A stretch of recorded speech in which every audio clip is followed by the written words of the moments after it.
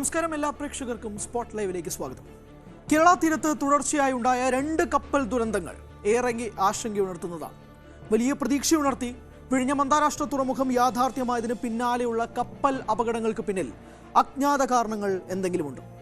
മത്സ്യത്തൊഴിലാളി സമൂഹം അടക്കം ഏറെ ആശങ്കയോടെയാണ് ഇപ്പോഴത്തെ സംഭവ വികാസങ്ങൾ നോക്കിക്കാണുന്നത്. കണ്ണൂർ അഴീക്കൽ തീരത്തിന് സമീപമുണ്ടായ കപ്പൽ പൊട്ടിത്തെറിയിൽ കാണാതായവർക്കായി തിരച്ചിൽ തുടരുകയാണ്. ഈ വിഷയങ്ങൾ വിശദമായി പരിശോധിക്കുകയാണ് സ്പോട്ട് ലൈവ്. ഒപ്പം മറ്റു ചില പ്രധാന വാർത്തകളുമുണ്ട്. സ്വാഗതം.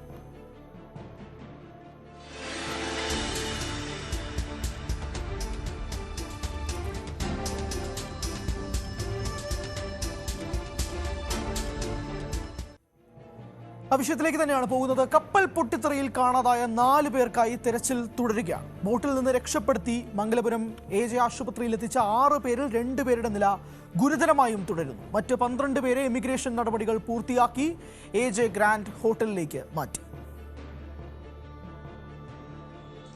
They were actually rescued from the Coast Guard. They were on the ship, on the vessel. They were not jumped into water as it was reported. They were all in the vessel and they were rescued by the lifeboats. Out of 6, 2 are critically burned. One is 40%, another one is 30%. 40%, one is a 47-year male. He is a Chinese national, he is an engineer. And he mainly sustains burns in the face, upper limb and lower limb. They both have airway burns, that is much more serious. Airway burns is one thing which is likely to worsen over next few hours or few days, because the airway becomes tight and then the breathing becomes wrong. So that these things are to be looked after. And they also have a deep burns. So they'll probably require some surgical procedure later. Right now, they are stable. They are conscious. They are able to speak and they are able to take some liquids also. Coast ഗാർഡിന്റെ 2 കപ്പലുകൾ ഇന്നലെ രാത്രിയും തീയണയ്ക്കാനുള്ള ശ്രമങ്ങൾ തുടർന്നു. നിലവിൽ 5 കപ്പലുകൾ തീയണയ്ക്കാനുള്ള ശ്രമങ്ങൾ തുടരുകയാണ്. എത്ര കണ്ടെയ്നറുകൾ കടലിൽ പതിച്ചെന്ന് വ്യക്തമല്ലെന്ന് defence PRO Atul Pillai news 18നോട് പറഞ്ഞു. എയർക്രാഫ്റ്റിനും ഷിപ്പിലെ ക്രൂവിനും കണ്ടെയ്നേഴ്സ് ഫ്ലോട്ട് ചെയ്യുന്ന കാണാം. അപ്പൊ ഇനി ഈ കണ്ടെയ്നേഴ്സ് ഡിപ്പെൻഡ് ചെയ്യും. അതിലിപ്പോ വെയിറ്റഡ് സബ്സ്റ്റൻസ് ഉണ്ടെങ്കിൽ കണ്ടെയ്നേഴ്സ് അവിടെ തന്നെ താഴെ മുങ്ങിപ്പോവാം. അതേ കണ്ടെയ്നേഴ്സിൽ ഇപ്പൊ empty ആണെങ്കിലോ അതല്ലെങ്കിൽ സെമി ഫിൽഡ് ആണെങ്കിൽ ചിലപ്പോൾ കണ്ടെയ്നേഴ്സ് ഫ്ലോട്ട് ചെയ്യും. അപ്പൊ ഫ്ലോട്ട് ചെയ്തിട്ട് ഏത് ഡയറക്ഷനിലാണ് എവിടെ വരുന്നതെന്നുള്ള ഒരു അനലിസിസ് നമുക്ക് വെയിറ്റ് ചെയ്തിട്ട് പറയാൻ പറ്റുള്ളൂ. എത്ര കണ്ടെയ്നേഴ്സ് കരയിൽ വരുന്നു അതല്ലെങ്കിൽ എത്ര കണ്ടെയ്നേഴ്സ് വെള്ളത്തിൽ പോകുന്നു. So we have to wait and watch. കപ്പലിലെ 157 കണ്ടെയ്നറുകളിൽ ഉണ്ടായിരുന്ന അപകടകരമായ ചരക്കുകളുടെ പട്ടികയും പുറത്തു വന്നിട്ടുണ്ട്. വിശദാംശങ്ങളുമായി KV ബൈജു മംഗലാപുരം ആശുപത്രിയിൽ നിന്നും ചേരുകയാണ്. ബൈജു, പ്രധാനമായും ഡോക്ടർ സൂചിപ്പിച്ചതുപോലെ തന്നെ ഇപ്പോൾ ആശുപത്രിയിൽ കഴിയുന്നവരുടെ നില അത് എത്രമാത്രം ഗുരുതരമാണ് എന്നുള്ളത് അറിയേണ്ടതുണ്ട്. സ്റ്റേബിൾ ആണോ അല്ലേ എന്നുള്ള കാര്യത്തിൽ അറിയേണ്ടതുണ്ട്. അവരുടെ നിലവിലത്തെ പുരോഗതി അല്ലെങ്കിൽ വരും മണിക്കൂറുകളിൽ എങ്ങനെയായിരിക്കും എന്നുള്ള കാര്യങ്ങളൊക്കെ അറിയേണ്ടതുണ്ട്. എത്ര ശതമാനം പൊള്ളലേറ്റിട്ടുണ്ട്, അല്ലെങ്കിൽ ഇപ്പോൾ അവരുടെ അവസ്ഥ എങ്ങനെയാണ്?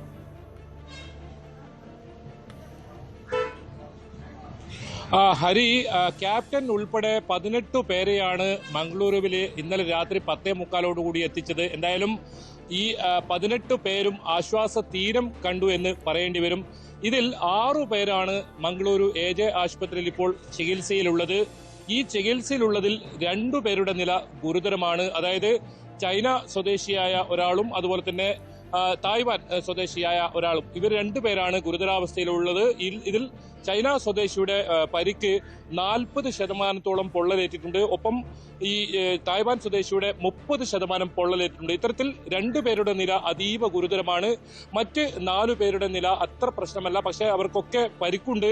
പ്രധാനമായും ഈ ഡോക്ടർ പറയുന്നത് ഈ കപ്പലിൽ നിന്നും പുക ശ്വസിച്ചും മറ്റും ഇതിൽ ഇത്തരത്തിൽ ഇവർക്ക് പൊള്ളലേൽക്കുകയും ചെയ്തുകൊണ്ടാണ് ഇവർക്ക് അപകടമുണ്ടായത്. അതല്ലാതെ കപ്പലിൽ നിന്ന് പുറത്തേക്ക് തെറിച്ചു വരുന്ന സാഹചര്യം അല്ലെങ്കിൽ പുറത്ത് എടുത്തു ചാടുന്ന സാഹചര്യമോ ഇവർക്ക് ഉണ്ടായിരുന്നില്ല. ഏതായാലും ഈ 12 പേർ ഇപ്പോൾ AJ ഗ്രാൻഡ് ഹോട്ടലിൽ ഇപ്പോൾ അവർ താമസിക്കുന്നുണ്ട്. ഇവർക്ക് യാതൊരുവിധ ആരോഗ്യ പ്രശ്നങ്ങളുമില്ല. അത് ഇന്നലെ തന്നെ INS വിക്രാന്തിൽ ഇവരെത്തിച്ചപ്പോൾ തന്നെ ഇവർക്ക് പ്രാഥമിക ശുശ്രൂഷ ഒക്കെ നൽകിയിരുന്നു. ഇവരെ ഏതെങ്കിലും തരത്തിൽ ആശുപത്രിയിൽ കൊണ്ടുപോകുന്ന സാഹചര്യം ഒന്നും ഉണ്ടായിരുന്നില്ല.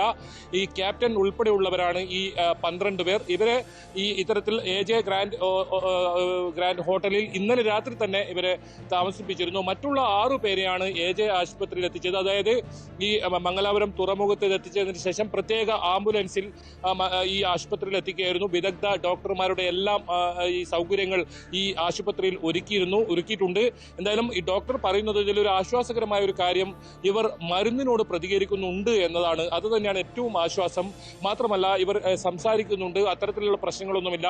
ഈ രണ്ടുപേരുടെ കാര്യത്തിൽ 72 മണിക്കൂർ കഴിഞ്ഞാൽ മാത്രമേ ഏതെങ്കിലും തരത്തിൽ കാര്യങ്ങൾ പറയാൻ പറ്റൂ എന്നാണ് ഡോക്ടർ വ്യക്തമാക്കുന്നത്. ഇവർ എല്ലാവിധ ചികിത്സയും ഇവർക്ക് നൽകുന്നുണ്ട്. പ്രത്യേക ഡോക്ടറുടെ ടീമിനെ തന്നെ മംഗളൂരിൽ ഏർപ്പെടുത്തിയിട്ടുണ്ട്. എന്തായാലും വരും മണിക്കൂറുകളിൽ ഇത് സംബന്ധിച്ച് കൂടുതൽ വിവരങ്ങൾ ഈ ആശുപത്രി വൃത്തങ്ങൾ പുറത്തുവിടും. നിലവിൽ രണ്ടുപേരുടെ നില ഗുരുതരം. മറ്റുള്ള ഈ 6 പേരിൽ 2 പേരെ ഇന്ന് വൈകിട്ടോടുകൂടി തന്നെ ഡിസ്ചാർജ് ചെയ്ത് AJ ഗ്രാൻഡ് ഹോട്ടലിലേക്ക് മാറ്റും എന്ന് അറിയിച്ചിട്ടുണ്ട്. ഏതായാലും ഇപ്പോൾ ഈ പരിക്കുകളൊന്നുമില്ലാതെ ഇപ്പോൾ ഈ ഹോട്ടലിൽ കഴിയുന്നവർക്ക് സ്വന്തം രാജ്യത്തേക്ക് തിരിച്ചു പോകാനുള്ള ഈ മറ്റ് നടപടിക്രമങ്ങൾ ഇപ്പോൾ ആരംഭിച്ചിട്ടുണ്ട്. കപ്പൽ അധികൃതരും മറ്റും ആരംഭിച്ചിട്ടുണ്ട്. അതിനുള്ള നടപടിക്രമങ്ങൾ ഇപ്പോൾ പൂർത്തിയായി വരികയാണെന്നാണ് നമുക്ക് അറിയാൻ സാധിക്കുന്നത്. എന്തായാലും നമുക്ക് ഏറ്റവും ആശ്വാസകരം, ഈ കപ്പലിൽ ഇത്രത്തോളം വലിയൊരു പൊട്ടിത്തെറിയുണ്ടായ കപ്പലിൽ നിന്നും ക്യാപ്റ്റൻ ഉൾപ്പെടെ 18 പേരെ രക്ഷപ്പെടുത്താൻ സാധിച്ചു എന്നത് തന്നെയാണ്. ഏതായാലും 4 പേരെ ഇനി കണ്ടെത്താനുണ്ട്. ഇവർക്കായുള്ള തിരച്ചിലും ഊർജിതമാക്കിയിട്ടുണ്ട്. ഏതെങ്കിലും തരത്തിൽ ഇവരെ കണ്ടെത്താൻ കഴിയുമോ എന്ന ഒരു സാഹചര്യമാണ് പരിശോധിക്കുന്നത്. ഏതായാലും ക്യാപ്റ്റൻ ഉൾപ്പെടെ 18 പേരും സുരക്ഷിതരാണ്. ഇതിൽ 2 പേരുടെ നില ഗുരുതരമാണ്. ഇവർ ക്യാപ്റ്റൻ ഉൾപ്പെടെ 18 പേരുടെ നില അവർ രക്ഷപ്പെട്ടു എന്നുള്ളത് തന്നെയാണ്. പക്ഷേ ബൈജു, ഇതിനകത്ത് വളരെ പ്രധാനപ്പെട്ട ഒരു കാര്യം വളരെ ഗുരുതരമായി പരിക്കേറ്റിരിക്കുന്ന ആ 2 പേരെ കുറിച്ച് തന്നെയാണ്. കാരണം 30 മുതൽ 40% പൊള്ളലേറ്റിട്ടുണ്ട് എന്നുള്ളത് പറയുമ്പോൾ പോലും അറിയേണ്ടത് ഈ അവർക്ക് പൊള്ളലേറ്റത് തീയിൽ നിന്നുകൊണ്ടാണോ അതോ ഈ കപ്പലിൽ തന്നെ ഉണ്ടായിരുന്ന രാസവസ്തുക്കൾ, ആ കണ്ടെയ്നറിൽ നിന്നുണ്ടായ രാസവസ്തുക്കൾ നിന്നുമുള്ളതാണോ എന്നുള്ളതും കൂടി അറിയേണ്ടതുണ്ട്. പ്രധാനമായ കാര്യം, അവർ മരുന്നുകളോട് പ്രതികരിക്കുന്നുണ്ട് എന്ന് ബൈജു പറയുന്നു. അപ്പോൾ ഈ അവർക്ക് തീ പടരുന്നത് അല്ലെങ്കിൽ അവർക്ക് പൊള്ളലേറ്റ സാഹചര്യം ഈ കപ്പലിൽ നിന്നും പടരുന്ന തീ കൊണ്ട് തന്നെയാണോ അതോ അതിലുണ്ടായിരുന്ന രാസവസ്തുക്കൾ അതിൽ എന്തെങ്കിലും അവരുടെ ശരീരത്തിൽ ഏൽക്കുന്ന ഒരു സാഹചര്യം ഉണ്ടായിട്ടുണ്ട്? തീർച്ചയായും ഈ കാര്യം ഡോക്ടറോട് നമ്മൾ ചോദിക്കുകയുണ്ടായി. ഡോക്ടർ ഇതിൽ കൃത്യമായ ഒരു വ്യക്തത പറയുന്നത്, ഏതെങ്കിലും തരത്തിൽ ഈ കപ്പലിൽ നിന്നും കടലിലേക്ക് എടുത്തു ചാടിയല്ല ഇവർക്ക് ആർക്കും പരിക്കേറ്റത്. പ്രത്യേകിച്ച് ഈ തീ പിടിക്കുന്ന സമയത്ത് ഈ പൊട്ടിത്തെറിയൊക്കെ ഉണ്ടായിരുന്നു. ആ സമയത്ത് വലിയ പൊള്ളലേൽക്കുകയായിരുന്നു. മറ്റുള്ളവർക്ക് ശ്വാസകോശത്തിലാണ് പ്രശ്നമുള്ളത്. അതായത് പുക ശ്വസിച്ച് ഇത്തരത്തിൽ ഒരു ആരോഗ്യ പ്രശ്നം വന്നിട്ടുണ്ട്. അത് ഈ ഗുരുതരമായി കഴിയുന്ന 2 പേരുടെ അവസ്ഥയിലും അത് തന്നെയാണ്. പുക ഇവർക്ക് ശ്വസിക്കേണ്ടി വന്നു. ഈ വിഷപ്പുക ശ്വസിച്ചതിനുള്ള ഒരു അസ്വസ്ഥത ഇവർക്കുണ്ട്. അതോടൊപ്പം ആണ് നേരത്തെ പറഞ്ഞതുപോലെ തന്നെ 40% ഒപ്പം 30% പൊള്ളലേൽക്കുന്ന ഒരു സാഹചര്യം കൂടി ഉണ്ടായത്. എന്തായാലും ഇവർക്ക് വേണ്ടി പ്രത്യേക ഡോക്ടർമാരെ ഏർപ്പെടുത്തിയിട്ടുണ്ട്. മാത്രമല്ല ദക്ഷിണേന്ത്യയിൽ തന്നെ ഈ പൊള്ളലേറ്റവർക്ക് ചികിത്സ നടത്തുന്ന ഏറ്റവും പ്രധാനപ്പെട്ട ഒരു കേന്ദ്രമാണ് AJ ആശുപത്രി. അതുകൊണ്ട് തന്നെയാണ് ഈ ബേപ്പൂരിൽ നിന്നും 78 നോട്ടിക് മൈൽ ദൂരത്ത് നിന്ന് നടന്ന ഒരു അപകടം ഇത്രയും സമയമെടുത്ത് ഈ മംഗളൂരുവിലേക്ക് ഇവരെ എത്തിച്ചതും മംഗളൂരു പോർട്ടിൽ നിന്ന് അത്രത്തോളം സൗകര്യങ്ങൾ ഒരുക്കി ആംബുലൻസ് ഒരുക്കി AJ ആശുപത്രിയിൽ കൊണ്ടുവന്നതും പരമാവധി ഇവർ ശ്രമിക്കുന്നുണ്ട്. ഡോക്ടർമാരും അത് തന്നെയാണ് വ്യക്തമാക്കിയത്. ഏതായാലും 74 മണിക്കൂർ കഴിഞ്ഞാൽ മാത്രമേ ഈ 2 പേരുടെ കാര്യത്തിൽ എന്താണ് ഒരു അവസ്ഥ എന്ന് പറയാൻ സാധിക്കൂ. അത്രത്തോളം ഗുരുതരമായ ഒരു അവസ്ഥയാണ്. നമുക്കറിയാം, ഈ തീപ്പൊള്ളലേറ്റാലൊക്കെ വളരെ വൈകിയാണ് ഇത്തരത്തിൽ ഒരുപക്ഷെ നമുക്ക് അത്തരത്തിൽ പറയാൻ പാടുണ്ടോ എന്നറിയില്ല, വലിയ അപകടം ഉണ്ടാവുക, ദിവസങ്ങളോളം കഴിയേണ്ട അവസ്ഥ. ഏതായാലും അത്തരം ഒരു സാഹചര്യം ഉണ്ടാവാതിരിക്കട്ടെ. ഇവർക്ക് വേണ്ട എല്ലാ ചികിത്സയും ഈ AJ ആശുപത്രിയിൽ ഒരുക്കിയിട്ടുണ്ട്. അത്രത്തോളം വലിയ ഡോക്ടർമാരുടെ സംഘം തന്നെയുണ്ട്. അത് ഇന്നലെയും നമ്മൾ ഈ മംഗളൂരുവിൽ കണ്ടതാണ്. ഇവരെ ആശുപത്രിയിൽ എത്തിക്കുമ്പോൾ തന്നെ വലിയ തോതിലുള്ള സന്നാഹം AJ ആശുപത്രിയിൽ ഒരുക്കിയിട്ടുണ്ട്. പ്രത്യേകിച്ച് മംഗളൂരു പോലീസ് കമ്മീഷണർ എല്ലാ സംവിധാനങ്ങളും, അതായത് ഇതുമായി ബന്ധപ്പെട്ട എല്ലാ സംവിധാനങ്ങളും മാംഗ്ലൂരിൽ ഒത്തുചേർന്നു എന്ന് പറയണം. കാരണം നമുക്ക് അത്രത്തോളം വിലപിടിച്ചതാണ്. മറ്റു രാജ്യത്തിലെ പൗരന്മാരാണ്. 18 പേരുടെ ജീവനാണ്. ഇത്രയും വലിയൊരു അപകടം പൊട്ടിത്തെറി ഉണ്ടായതിൽ നിന്നും അവരെ രക്ഷപ്പെടുത്താൻ നമുക്ക് സാധിച്ചിരിക്കുന്നു. അതുകൊണ്ട് തന്നെ അവരുടെ ജീവൻ നിലനിർത്തുക, ജീവൻ രക്ഷപ്പെടുത്തുക, അവരെ സുരക്ഷിതമായി നാട്ടിലേക്ക് എത്തിക്കുക, അത് തന്നെയാണ് നമ്മുടെ ലക്ഷ്യവും. ഏതായാലും 2 പേരുടെ കാര്യത്തിലാണ് ഇപ്പോൾ ഗുരുതരാവസ്ഥയിലുള്ളത്. 2 പേർ, 6 പേരാണ് AJ ആശുപത്രിയിൽ ഇപ്പോൾ പ്രവേശിപ്പിച്ചിട്ടുള്ളത്. അതിൽ 2 പേരെ ഇപ്പോൾ ഇന്ന് വൈകിട്ടോടുകൂടി ഡിസ്ചാർജ് ചെയ്യുമെന്നൊരു ആശ്വാസ വാർത്ത കൂടി നമുക്ക് ലഭിക്കുന്നുണ്ട്. ഏതായാലും എല്ലാവരും മരുന്നുകളോട് പ്രതികരിക്കുന്നു. ഈ ഗുരുതരമായി പരിക്കേറ്റവരും മരുന്നുകളോട് പ്രതികരിക്കുന്നുണ്ട് എന്നത് തന്നെയാണ് ഏറ്റവും വലിയ കാര്യം. എന്തായാലും അവരുടെ ജീവൻ നിലനിർത്താൻ, രക്ഷപ്പെടുത്താനുള്ള എല്ലാ ശ്രമങ്ങളും ഇപ്പോൾ AJ ആശുപത്രിയിൽ ഒരുക്കിയിട്ടുണ്ട്. അത്രത്തോളം വൈദ്യസഹായവും ഒരുക്കിയിട്ടുണ്ട്. ആ രീതിയിലാണ് ഇപ്പോൾ ചികിത്സയും തുടരുന്നത്. ഏതായാലും ക്യാപ്റ്റനുമായി നമുക്ക് ഇന്ന് സംസാരിക്കാൻ കഴിയുമെന്ന ഒരു പ്രതീക്ഷയുണ്ടായിരുന്നു. ആ അത് ഈ അപകടം എങ്ങനെയാണ് ഈ അപകടം നടന്നതിനെ സംബന്ധിച്ച് ഇതുവരെ ഒരു വ്യക്തതയില്ല. എന്തായാലും ക്യാപ്റ്റൻ പ്രതികരിക്കുമെന്ന് പറഞ്ഞിട്ടുണ്ടെങ്കിലും പിന്നീട് അദ്ദേഹം പ്രതികരിക്കാൻ തയ്യാറായിട്ടില്ല. അദ്ദേഹം ഇപ്പോൾ AJ ഗ്രാൻഡ് ഹോട്ടലിൽ തന്നെ വിശ്രമിക്കുകയാണ്. അദ്ദേഹത്തിനൊപ്പം ഈ നേരത്തെ സൂചിപ്പിച്ചതുപോലെ തന്നെ 12 പേർ വളരെ സുരക്ഷിതരായി ഒരു പരിക്കുമില്ലാതെ 12 പേരും അദ്ദേഹത്തോടൊപ്പം AJ ഗ്രാൻഡ് ഹോട്ടലുണ്ട്. 6 പേരാണ് AJ ഹോസ്പിറ്റലിലുള്ളത്. അതിൽ 2 പേരെ ഇന്ന് വൈകിട്ടോടുകൂടി ഡിസ്ചാർജ് ചെയ്യും. അങ്ങനെയെങ്കിൽ 14 പേർ AJ ഗ്രാൻഡ് ഹോട്ടലിൽ തങ്ങേണ്ടി വരും. ഉടൻ തന്നെ ഇവർക്ക് സ്വന്തം രാജ്യത്തിലേക്ക് മടങ്ങി പോകാനുള്ള ഏർപ്പാടുകൾ ഉണ്ടാകുമെന്ന് തന്നെയാണ് നമുക്ക് മംഗളൂരിൽ നിന്നും ഇപ്പോൾ റിപ്പോർട്ട് ചെയ്യാനുള്ളത്. എന്തായാലും അതിനുള്ള നടപടിക്രമങ്ങൾ ആരംഭിച്ചിട്ടുണ്ട്. അതിനുള്ള എല്ലാ കാര്യങ്ങളും സംവിധാനങ്ങളും ഒരുക്കും, വളരെ പെട്ടെന്ന് തന്നെ അതിനുള്ള ഒരുക്കുമെന്ന് തന്നെയാണ് മംഗളൂരിൽ നിന്നും വ്യക്തമാക്കുന്നതും.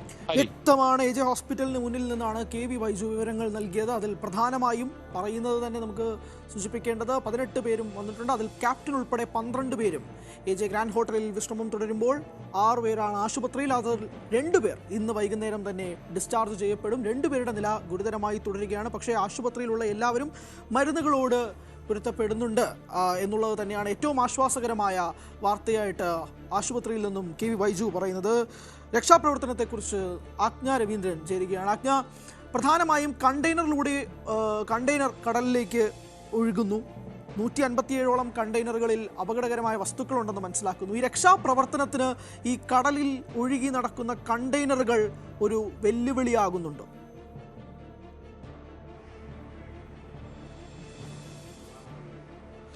ഹരികൃഷ്ണ, ഒരു നിശ്ചിത പെരിമീറ്റർ അകലത്തിൽ ഈ കണ്ടെയ്നറുകൾ നിർത്തി കരയിലേക്ക് അടുപ്പിക്കാതിരിക്കാനുള്ള ശ്രമങ്ങളാണ് തുടരുന്നത്. കാരണം 157 കണ്ടെയ്നറുകളിൽ നിന്നുള്ള ഹൈലി ഇൻഫ്ലെയിമബിൾ ആയിട്ടുള്ള വസ്തുക്കൾ എന്തൊക്കെയുണ്ട് എന്നുള്ള ലിസ്റ്റുകൾ പുറത്തു വന്നിട്ടുണ്ട്. ആ ഒരു സാഹചര്യത്തിൽ ചിലത് വെള്ളത്തിൽ കലർന്നാൽ തന്നെ തീപിടിക്കുന്നവയാണ്, ചിലത് സ്പർശനം കൊണ്ടോ അതല്ലെങ്കിൽ ഘർഷണം കൊണ്ടോ ഒക്കെ തീപിടിക്കുന്ന വസ്തുക്കളുണ്ട്. ഇത്തരം സാഹചര്യങ്ങളൊക്കെ കണക്കിലെടുത്തുകൊണ്ട് വലിയ അപകട സാധ്യതകൾ ഒഴിവാക്കാൻ വേണ്ടിയാണ് ഈ ഒരു നിശ്ചിത പെരിമീറ്റർ അകലത്തിൽ നിന്ന് പ്രത്യേകിച്ചും കൊച്ചി മുതൽ കോഴിക്കോട് വരെ തീരത്ത് നിന്നും അകറ്റി നിർത്തി അതിനെ അവിടെ നിലനിർത്താനുള്ള ശ്രമങ്ങളാണ് നടക്കുന്നത്. അതേസമയം തീ അണയ്ക്കാനുള്ള ശ്രമങ്ങൾ നടക്കുമ്പോഴും ഇപ്പോഴും കപ്പലിൽ ഈ പൊട്ടിത്തെറിക്കും ഈ പെട്ടെന്ന് തീ പിടിക്കുന്ന സാഹചര്യങ്ങളുള്ള വസ്തുക്കൾ ഉള്ളത് കൊണ്ടും അത് നിയന്ത്രണാതീതമായി തന്നെ തുടരുന്ന സാഹചര്യമുണ്ട്. പക്ഷേ ഇപ്പോൾ ഏറ്റവും കൂടുതൽ ആശങ്കയുണ്ടാക്കുന്നത് ഈ കണ്ടെയ്നറുകളിലെ അത് എത്രത്തോളം രാസമലിനീകരണം ഉണ്ടാക്കും, പരിസ്ഥിതി മലിനീകരണം ഉണ്ടാക്കും തുടങ്ങിയ കാര്യങ്ങളാണ്. ഇത്തരത്തിൽ പ്രത്യേകിച്ചും കണ്ടെയ്നറുകൾ അടിക്കടി പൊട്ടിത്തെറിക്കുന്നത് രക്ഷാദൗത്യത്തിന് വിഘാതമാകുന്നുണ്ട്. മാത്രമല്ല കോസ്റ്റ് ഗാർഡിന്റെ 2 കപ്പലുകളാണ് അവിടെ എത്തിയിരുന്നത്. 4 കപ്പലുകൾ എത്തിയിട്ടുണ്ട്. അതായത് സജേദ്, സമുദ്രപ്രഹരി, അർവേഷ്, രാജ്ദൂത് എന്നീ കപ്പലുകൾ ആണ് രക്ഷാപ്രവർത്തനവുമായി ബന്ധപ്പെട്ട കപ്പലിന്റെ സമീപത്ത് തന്നെയുള്ളത്. ഈ കത്തുന്ന കപ്പലിനടുത്തേക്ക് നീങ്ങുക എന്നുള്ള ഒരു കാര്യം 72 മണിക്കൂർ കഴിഞ്ഞ സാഹചര്യത്തിൽ പോലും അത് കഴിയുന്നില്ല. അങ്ങേയറ്റം ദുഷ്കരമായി തന്നെ അവസ്ഥ തുടരുകയാണ് എന്നാണ് മനസ്സിലാക്കാൻ കഴിയുന്നത്. അതേസമയം സാൽവേജ് ടീമും ടഗ് ബോട്ടുകളും ഉപയോഗിച്ചിട്ടാണ് സാൽവേജ് ടീമും ഇതിൽ സജീവമാണ്. ടഗ് ബോട്ടുകൾ ഉപയോഗിച്ചിട്ട് തന്നെയാണ് കണ്ടെയ്നർ തടുക്കാനുള്ള ശ്രമങ്ങൾ, അതായത് തീരത്തേക്ക് അടിയുന്നത് തടുക്കാനുള്ള ശ്രമങ്ങൾ നടത്തിക്കൊണ്ടിരിക്കുന്നത്. അത്തരത്തിലാണ് കണ്ടെയ്നറിൽ ഉണ്ടായിരുന്ന ചരക്കുകൾ എത്രത്തോളം പരിസ്ഥിതി മലിനീകരണം ഉണ്ടാക്കുന്നതാണ് എന്നുള്ള സാഹചര്യം കൂടി കണക്കിലെടുത്തിട്ടാണ് ഈ നീക്കം കൂടിയുള്ളത്. ഇതിൽ 40 കണ്ടെയ്നറുകളിൽ പൊട്ടിത്തെറിക്കുന്ന വസ്തുക്കൾ തന്നെയാണ്. 25 കണ്ടെയ്നറുകൾ കടലിൽ വീണ വിവരങ്ങളാണ് വ്യക്തമായിരിക്കുന്നത്. അതുപോലെ ഞാൻ നേരത്തെ സൂചിപ്പിച്ചതുപോലെ ഈ ടഗ് ബോട്ടുകൾ ഉപയോഗിച്ച് തന്നെ ഈ കണ്ടെയ്നറുകളെ കരയിലേക്ക് വരാതിരിക്കാനുള്ള ശ്രമങ്ങളാണ് ഇപ്പോൾ പൂർണ്ണമായും നടക്കുന്നത്. കേരള തീരത്ത് കോഴിക്കോട് മുതൽ കൊച്ചി വരെയുള്ള ഭാഗങ്ങളിലേക്കാണ് തീരത്തേക്ക് അടുക്കാതിരിക്കാൻ നോക്കുന്നത്. എന്നിരുന്നാൽ പോലും രക്ഷാപ്രവർത്തനം അങ്ങേയറ്റം ദുഷ്കരമായി തുടരുന്ന ഒരു സാഹചര്യം കൂടി ഉണ്ട് എന്നുള്ളതാണ് ഏറ്റവും വേദനാകരമായ വെല്ലുവിളി. അത് മാത്രമല്ല രക്ഷാപ്രവർത്തനം പൂർണ്ണതോതിൽ പുരോഗമിക്കുകയാണെന്ന് ഇവിടെ ഡിഫൻസ് PRO അതുൽ പിള്ള അറിയിച്ചിരുന്നെങ്കിൽ പോലും അതിനൊരുപാട് വിഘാതങ്ങളുണ്ട് എന്ന് തന്നെയാണ് നേവി അറിയിക്കുന്നത്. ഇന്ത്യൻ നേവി അറിയിക്കുന്നതും അത്തരത്തിലാണ്. അതുപോലെ കപ്പൽ പൊട്ടിത്തെറിയിൽ കാണാതായിട്ടുള്ള 4 പേരെ ഇനിയും കണ്ടെത്താനായിട്ടുള്ള എന്നുള്ള വിഷമകരമായ അവസ്ഥയാണ്. ഒരു കപ്പലിൽ തന്നെ തുടരുന്നുണ്ടോ അതല്ലെങ്കിൽ മറ്റേതെങ്കിലും സാഹചര്യത്തിൽ കടലിലേക്ക് ചാടിയവർക്കൊപ്പം ചാടിയിട്ടുണ്ടോ, ഇത്തരം കാര്യങ്ങളൊന്നും ഇനിയും വ്യക്തത വന്നിട്ടില്ല. അതുപോലെ 6 പേരിൽ 2 പേരുടെ നില ഗുരുതരമായി തുടരുന്നുണ്ട്. 12 പേരുടെ എമിഗ്രേഷൻ നടപടികൾ പൂർത്തിയായിട്ടുണ്ട്. കോസ്റ്റ് ഗാർഡിന്റെ 2 കപ്പൽ, നേരത്തെ ഞാൻ സൂചിപ്പിച്ചു, 2 കപ്പൽ ഇന്നലെ രാത്രി മുതൽ തിരച്ചിൽ തുടരുകയാണ്. ഇന്ന് 2 കപ്പലുകൾ കൂടി ജോയിൻ ചെയ്തു. അതുപോലെ തന്നെ ഡ്രോണിയർ വിമാനങ്ങളും തിരച്ചിൽ നടത്തുന്നുണ്ട്. എന്തായാലും വലിയ ദുഷ്കരമായ ഒരു അവസ്ഥയാണ്. കാരണം നേവിയുടെ പ്രോട്ടോകോൾ അനുസരിച്ച് ഇതൊരു മേജർ തീപിടുത്തം എന്ന് പറയുന്ന ഒരു സാഹചര്യത്തിലേക്ക് മാറിയിരിക്കുന്നത്. ഏതെങ്കിലും തരത്തിൽ അത് നിയന്ത്രണാതീതമാക്കി കഴിഞ്ഞാൽ, നിയന്ത്രണാതീതമാക്കി കഴിഞ്ഞാൽ അത് മൈനർ തീപിടുത്തം എന്നൊരു കാറ്റഗറിയിലേക്കാണ്. പക്ഷേ ഇത് മേജർ തീപിടുത്തം എന്ന്, കാരണം പ്രത്യേകിച്ചും മേജർ തീപിടുത്തം എന്നുള്ളൊരു കാറ്റഗറിയിലേക്കാണ് മാറുന്നത്. പ്രത്യേകിച്ചും ഇത്തരത്തിൽ ഹൈലി ഇൻഫ്ലൈമബിൾ ആയിട്ടുള്ള, വളരെ പെട്ടെന്ന് തീപിടിക്കാൻ സാധ്യതയുള്ള വസ്തുക്കൾ, രാസവസ്തുക്കൾ, വിഷം, കൊടും വിഷം ആകുന്ന രാസവസ്തുക്കൾ തുടങ്ങിയ സാഹചര്യങ്ങളൊക്കെ കടമ്പകളൊക്കെ കടന്നു വേണം ഈ രക്ഷാപ്രവർത്തനം കൂടുതൽ ഊർജിതമാക്കാൻ. നിലവിൽ കേരള തീരത്ത് ഇത്തരം പറയുന്ന പരിസ്ഥിതി മലിനീകരണത്തിന്റെ പ്രശ്നങ്ങളൊന്നും നിലവിലില്ല എന്ന് പറയുമ്പോഴും അതിനെ തീരത്തേക്ക് അടുപ്പിക്കാതിരിക്കാനും കണ്ടെയ്നറുകൾ തീരത്തേക്ക് അടുക്കാതിരിക്കാനുള്ള ശ്രമങ്ങൾ ഊർജിതമായി തുടർന്നു വരുന്നുണ്ട്. ഹരീഷൻ, അത് തന്നെയാണ്. ഈ കണ്ടെയ്നറുകളോ ഈ രാസമാലിന്യമോ നമ്മുടെ തീരത്തേക്ക് വരാനുള്ളൊരു സാധ്യത എത്രമാത്രമാണ് എന്നുള്ളൊരു ചോദ്യവും കൂടിയുണ്ട്. കാരണം സ്വാഭാവികമായും ആളുകൾക്കിടയിൽ 2 ആഴ്ചക്കിടയിൽ രണ്ടാമത് നടക്കുന്ന ഒരു കപ്പൽ അപകടവും കൂടിയാണ്. അപ്പോൾ ഈ തീരത്തേക്ക് ഈ രാസമാലിന്യം അല്ലെങ്കിൽ ഈ കണ്ടെയ്നറുകളിലുള്ള ഈ വിഷവസ്തുക്കൾ തീരത്തേക്ക് അടിയാനുള്ള ഒരു സാധ്യത കാണുന്നുണ്ട്. എന്തായാലും സ്വാഭാവികമായും അത് തീരത്തേക്ക് അടിയാതിരിക്കാനുള്ള എല്ലാ ശ്രമങ്ങളും നടക്കുന്നുണ്ടെന്ന് പറയുമ്പോൾ പോലും 20ഓളം കണ്ടെയ്നറുകൾ കടലിൽ ഇപ്പോൾ നിൽക്കുന്നുണ്ട്. അപ്പോൾ അങ്ങനെ ഒരു സാഹചര്യത്തിൽ അതിനകത്ത് വിഷവസ്തുക്കൾ ഉണ്ടെന്നും മനസ്സിലാക്കുന്നുണ്ട്. അത് തീരത്തേക്ക് അടിയാനുള്ളൊരു സാധ്യത നിലവിൽ കാണുന്നുണ്ടോ? അതിന് മാത്രം എന്തൊക്കെ സുരക്ഷകൾ നടക്കുന്നുണ്ട് ഒരു ഭാഗത്ത്?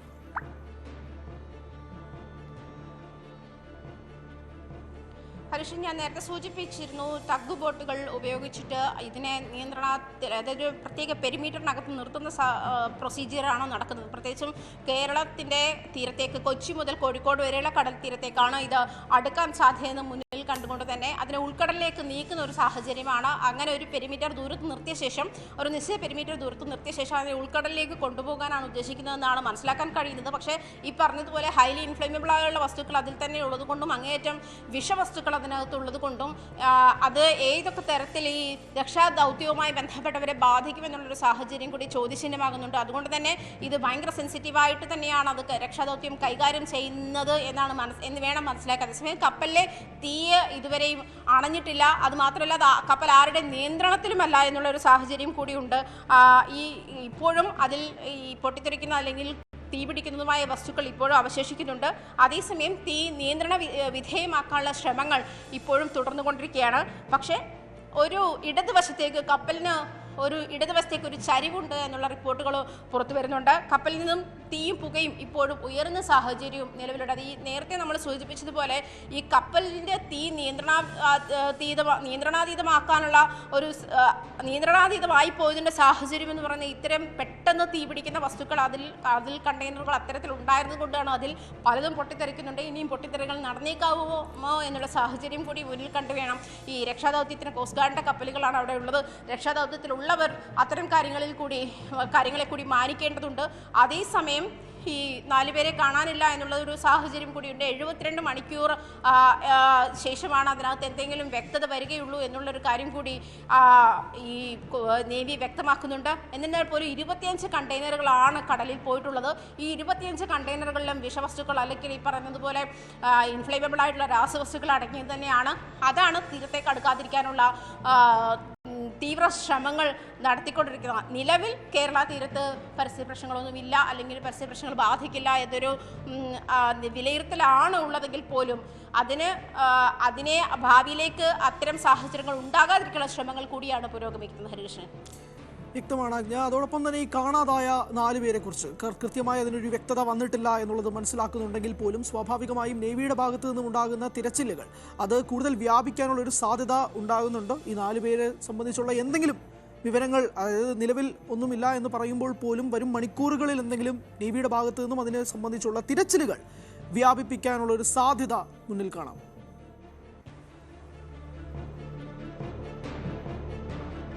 ഹരികൃഷ്ണൻ, ഓൾറെഡി അവർക്ക് വേണ്ടിയുള്ള തിരച്ചിൽ ഊർജിതമായിരിക്കുകയാണ്. കാരണം ഈ കപ്പൽ അപകടത്തിൽ പെട്ടപ്പോൾ മുതൽ ഇന്നലെ മുതൽ ഈ ഒരു കാര്യം തന്നെയായിരുന്നു. കാരണം 4 പേര് അതിനുള്ളിൽ ഉൾപ്പെട്ടിരുന്നു. ഈ 4 പേരെയും അതായത് പ്രത്യേകിച്ച് ഒരു ഫയർ ഫൈറ്റിംഗ് പ്രൊസീജിയറിലായിരുന്നത് കൊണ്ടാണ് അവരേറ്റവും അവസാനം, അതായത് കപ്പലിൽ അപകടത്തിൽപ്പെട്ടു എന്നുള്ള ഇൻഫർമേഷൻ ലഭിച്ച ശേഷം മാത്രമേ അവർക്ക് അതിൽ നിന്ന് പുറത്തു കടക്കാനാകൂ എന്നുള്ളതാണ് അവരുടെ പ്രോട്ടോകോൾ. അതിനുവേണ്ടി കാത്തുനിന്നതാണോ എന്നറിയില്ല. പക്ഷേ ഈ കപ്പലിൻ്റെ നടുഭാഗത്തായിരുന്നു തീ ഉയർന്നത്. നടുഭാഗത്തു നിന്നും മറ്റ് 2 വശത്തേക്കും ആളുകളെ മാറ്റുക എന്നുള്ള സാഹചര്യം ആപ്ലിക്കബിൾ അല്ലാത്തതിനാലാണ് ഈ 18 പേര് കടലിലേക്ക് ചാടുന്ന ഒരു സാഹചര്യം ഉണ്ടായിരുന്നു. 22 പേരായിരുന്നു കപ്പലിലുണ്ടായിരുന്നത്. അതേസമയം ഈ 4 പേരെ ഏത് സാഹചര്യത്തിലാണ് മിസ്സായത്? അവരോ ഈ 18 പേർക്കൊപ്പം അവരും കടലിലേക്ക് ചാടിയിരുന്നോ? അതല്ലെങ്കിൽ ഈ തീയിൽ പെട്ടുപോയതാണോ, അപകടത്തിൽ പെട്ടുപോയതാണോ?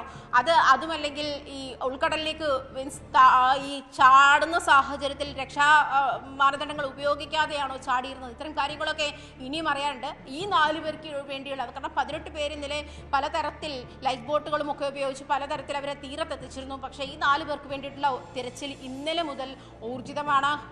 നേവി ആയാലും കോസ്റ്റ് ഗാർഡിൻ്റെ കപ്പലുകളായാലും ഇവർക്ക് വേണ്ടിയുള്ള തിരച്ചിൽ ഊർജിതമാക്കിയിരിക്കുന്നത്.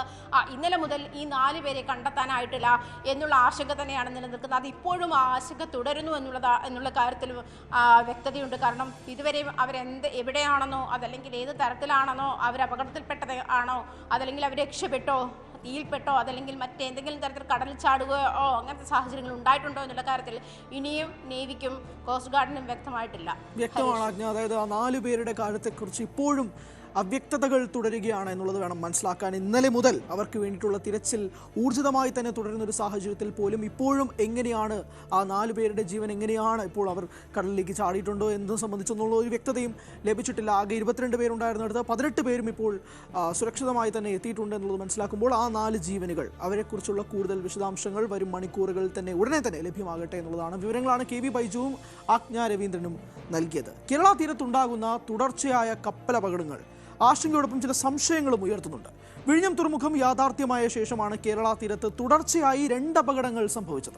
അപകടങ്ങൾ യാദൃശ്ചികമാണെങ്കിൽ പോലും എല്ലാ അപകടങ്ങളും അന്വേഷിക്കണമെന്ന ആവശ്യമാണ് ഉയർന്നു വരുന്നത്. പ്രത്യേകിച്ച് ആദ്യ അപകടത്തിൽ ക്യാപ്റ്റനെ ചോദ്യം ചെയ്യാത്തതടക്കമുള്ള കാര്യങ്ങൾ ലത്തീൻ സഭ പരാതിയായി ഉയർത്തുന്നുണ്ട്. നമ്മുടെ ചീഫ് സെക്രട്ടറി കേരളത്തിലെ മത്സ്യത്തൊഴിലാളികളോട് മാപ്പ് പറയണം. മാപ്പ് പറയാത്ത പക്ഷം വരും ദിവസങ്ങളില് ഈ സെക്രട്ടേറിയറ്റ് പഠിക്കില്ല. മത്സ്യത്തൊഴിലാളികളുടെയും കേരളത്തിലെ പൊതുസമൂഹത്തിന്റെയും ഈ സംസ്ഥാനത്തെ പരിസ്ഥിതി പ്രവർത്തകരുടെയും ഒക്കെ വലിയ വേലിയേറ്റമുണ്ടാകും. ചീഫ് സെക്രട്ടറി ഇങ്ങനെ ഒരു പ്രസ്താവന നടത്തണമെങ്കിൽ അതിന്റെ സാങ്കത്യം എന്താണ്? എന്ത് ഔദ്യോഗിക ബന്ധമാണ് MSC കമ്പനി? കൂടുതൽ വിശദാംശങ്ങളുമായി VV വിനോദ് ചേരുകയാണ്. വിനോദ്, സ്വാഭാവികമായും ആളുകൾക്കിടയിൽ ഉണ്ടാകുന്ന ഒരു ആശങ്ക തന്നെയാണ് 2 ആഴ്ചക്കിടയിൽ ഉണ്ടാകുന്ന 2 കപ്പൽ അപകടങ്ങൾ എന്ന് പറയുന്നത്. ഇത് നമുക്ക് എത്രത്തോളം ഭീഷണിയാണ്? സ്വാഭാവികമായും ആളുകളുടെ ഉള്ളിൽ ഉയരുന്ന ഒരു ചോദ്യവും കൂടിയാണല്ലോ ഇത്. ഒരു ഭീഷണി സാധ്യത എത്രമാത്രം ഉണ്ട് ഈ ഒരു കാര്യത്തിൽ?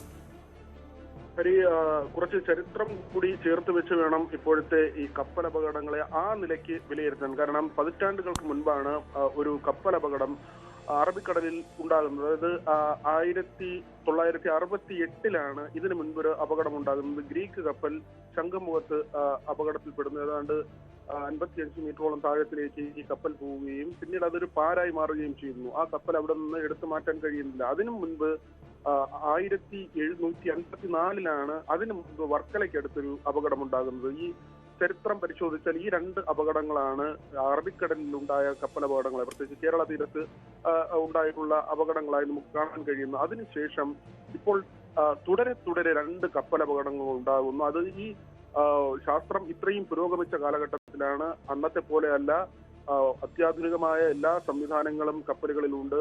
വലിയ കടൽ പ്രക്ഷുബ്ധമാകുമ്പോൾ പോലും ആ തിരകളെയൊക്കെ മുറിച്ച് മുന്നോട്ട് പോകാൻ കഴിയുന്ന കരുത്തിലാണ് ഇപ്പോൾ ഇത്തരം കപ്പലുകൾ നിർമ്മിക്കുന്നത്. പക്ഷേ കാലാവസ്ഥയുടെ ഒരു പ്രതികൂല സാഹചര്യവും ഉണ്ടായിരുന്നില്ല. കടൽ ചുഴിയെ സംബന്ധിച്ചുള്ള ഒരു വിശദീകരണമില്ല. അതോടൊപ്പം തന്നെ കണ്ടെയ്നറുകൾ സംബന്ധിച്ച് അതിന്റെ ഭാരവുമായി ബന്ധപ്പെട്ട് ഏതെങ്കിലും തരത്തിലുള്ള ആശങ്കയുണ്ടോ എന്ന കാര്യം ഇതുവരെ പുറത്തു വന്നിട്ടില്ല. ആദ്യത്തെ കൊച്ചിയിലെ കപ്പലപകടം എന്തുകൊണ്ട് സംഭവിച്ചു എന്നത് ഇതുവരെ വെളിപ്പെടുത്താൻ കേന്ദ്ര സർക്കാരിനോ MSC എന്ന ഏറ്റവും വലിയ കമ്പനി, ലോകത്തിലെ തന്നെ 1ാമത്തെ കമ്പനിയാണ് ചരക്ക് നീക്കത്തിൽ, കപ്പൽ ഗതാഗതത്തിൽ അവർ 1ാമത്തെ കമ്പനിയായി നിൽക്കുന്നു. അവർക്കോ സർക്കാരിനോ ഇതുവരെ അതിനൊരു വ്യക്തത വരുത്താൻ കഴിഞ്ഞിട്ടില്ല. അതിന് തൊട്ട് പിന്നാലെയാണ് ഈ രണ്ടാമത്തെ സ്ഫോടനം ഉണ്ടായിരിക്കുന്നത്. എങ്ങനെ ഈ സ്ഫോടനം ഉണ്ടായി? താഴത്തെ ഡെക്കിലാണ് ഈ സ്ഫോടനം നടന്നതെന്ന് പറയുന്നു. എന്തുകൊണ്ട് ഈ സ്ഫോടനം ഉണ്ടായി? തീ അണയ്ക്കാൻ പോലും കഴിയാത്തൊരു സാഹചര്യമാണ്. ഇനി വേണം ഇതിന്റെ അന്വേഷണത്തിലേക്ക് പോകാൻ. പക്ഷേ ആദ്യത്തെ അപകടത്തിൽ ക്യാപ്റ്റനെ ഉൾപ്പെടെ എന്തുകൊണ്ട് വിശദമായി ചോദ്യം ചെയ്തില്ല, അവരിൽ നിന്ന് വിശദാംശങ്ങൾ തേടിയില്ല എന്ന സാമാന്യമായ ഒരു ചോദ്യമാണ് പൊതുജനങ്ങളിൽ നിന്ന് വരുന്നത്. പ്രത്യേകിച്ച് തീരദേശ ജനതയുടെ ഭാഗത്ത് നിന്ന് ലത്തീൻ സമുദായം ഇതിൽ വലിയ ആശങ്കാകുലരാണ്. കാരണം തീരദേശ ജനത അവർ തൊഴിലെടുത്ത് ജീവിക്കുന്ന ഒരു മേഖലയാണ്. പാരിസ്ഥിതികമായി ഉണ്ടാകുന്ന പ്രശ്നം ഏറ്റവും കൂടുതൽ ബാധിച്ചാൽ അത് ഏറ്റവും കൂടുതൽ നേരിടേണ്ടി വരുന്നത് ഈ പാവപ്പെട്ട തീരദേശ ജനതയാണ്.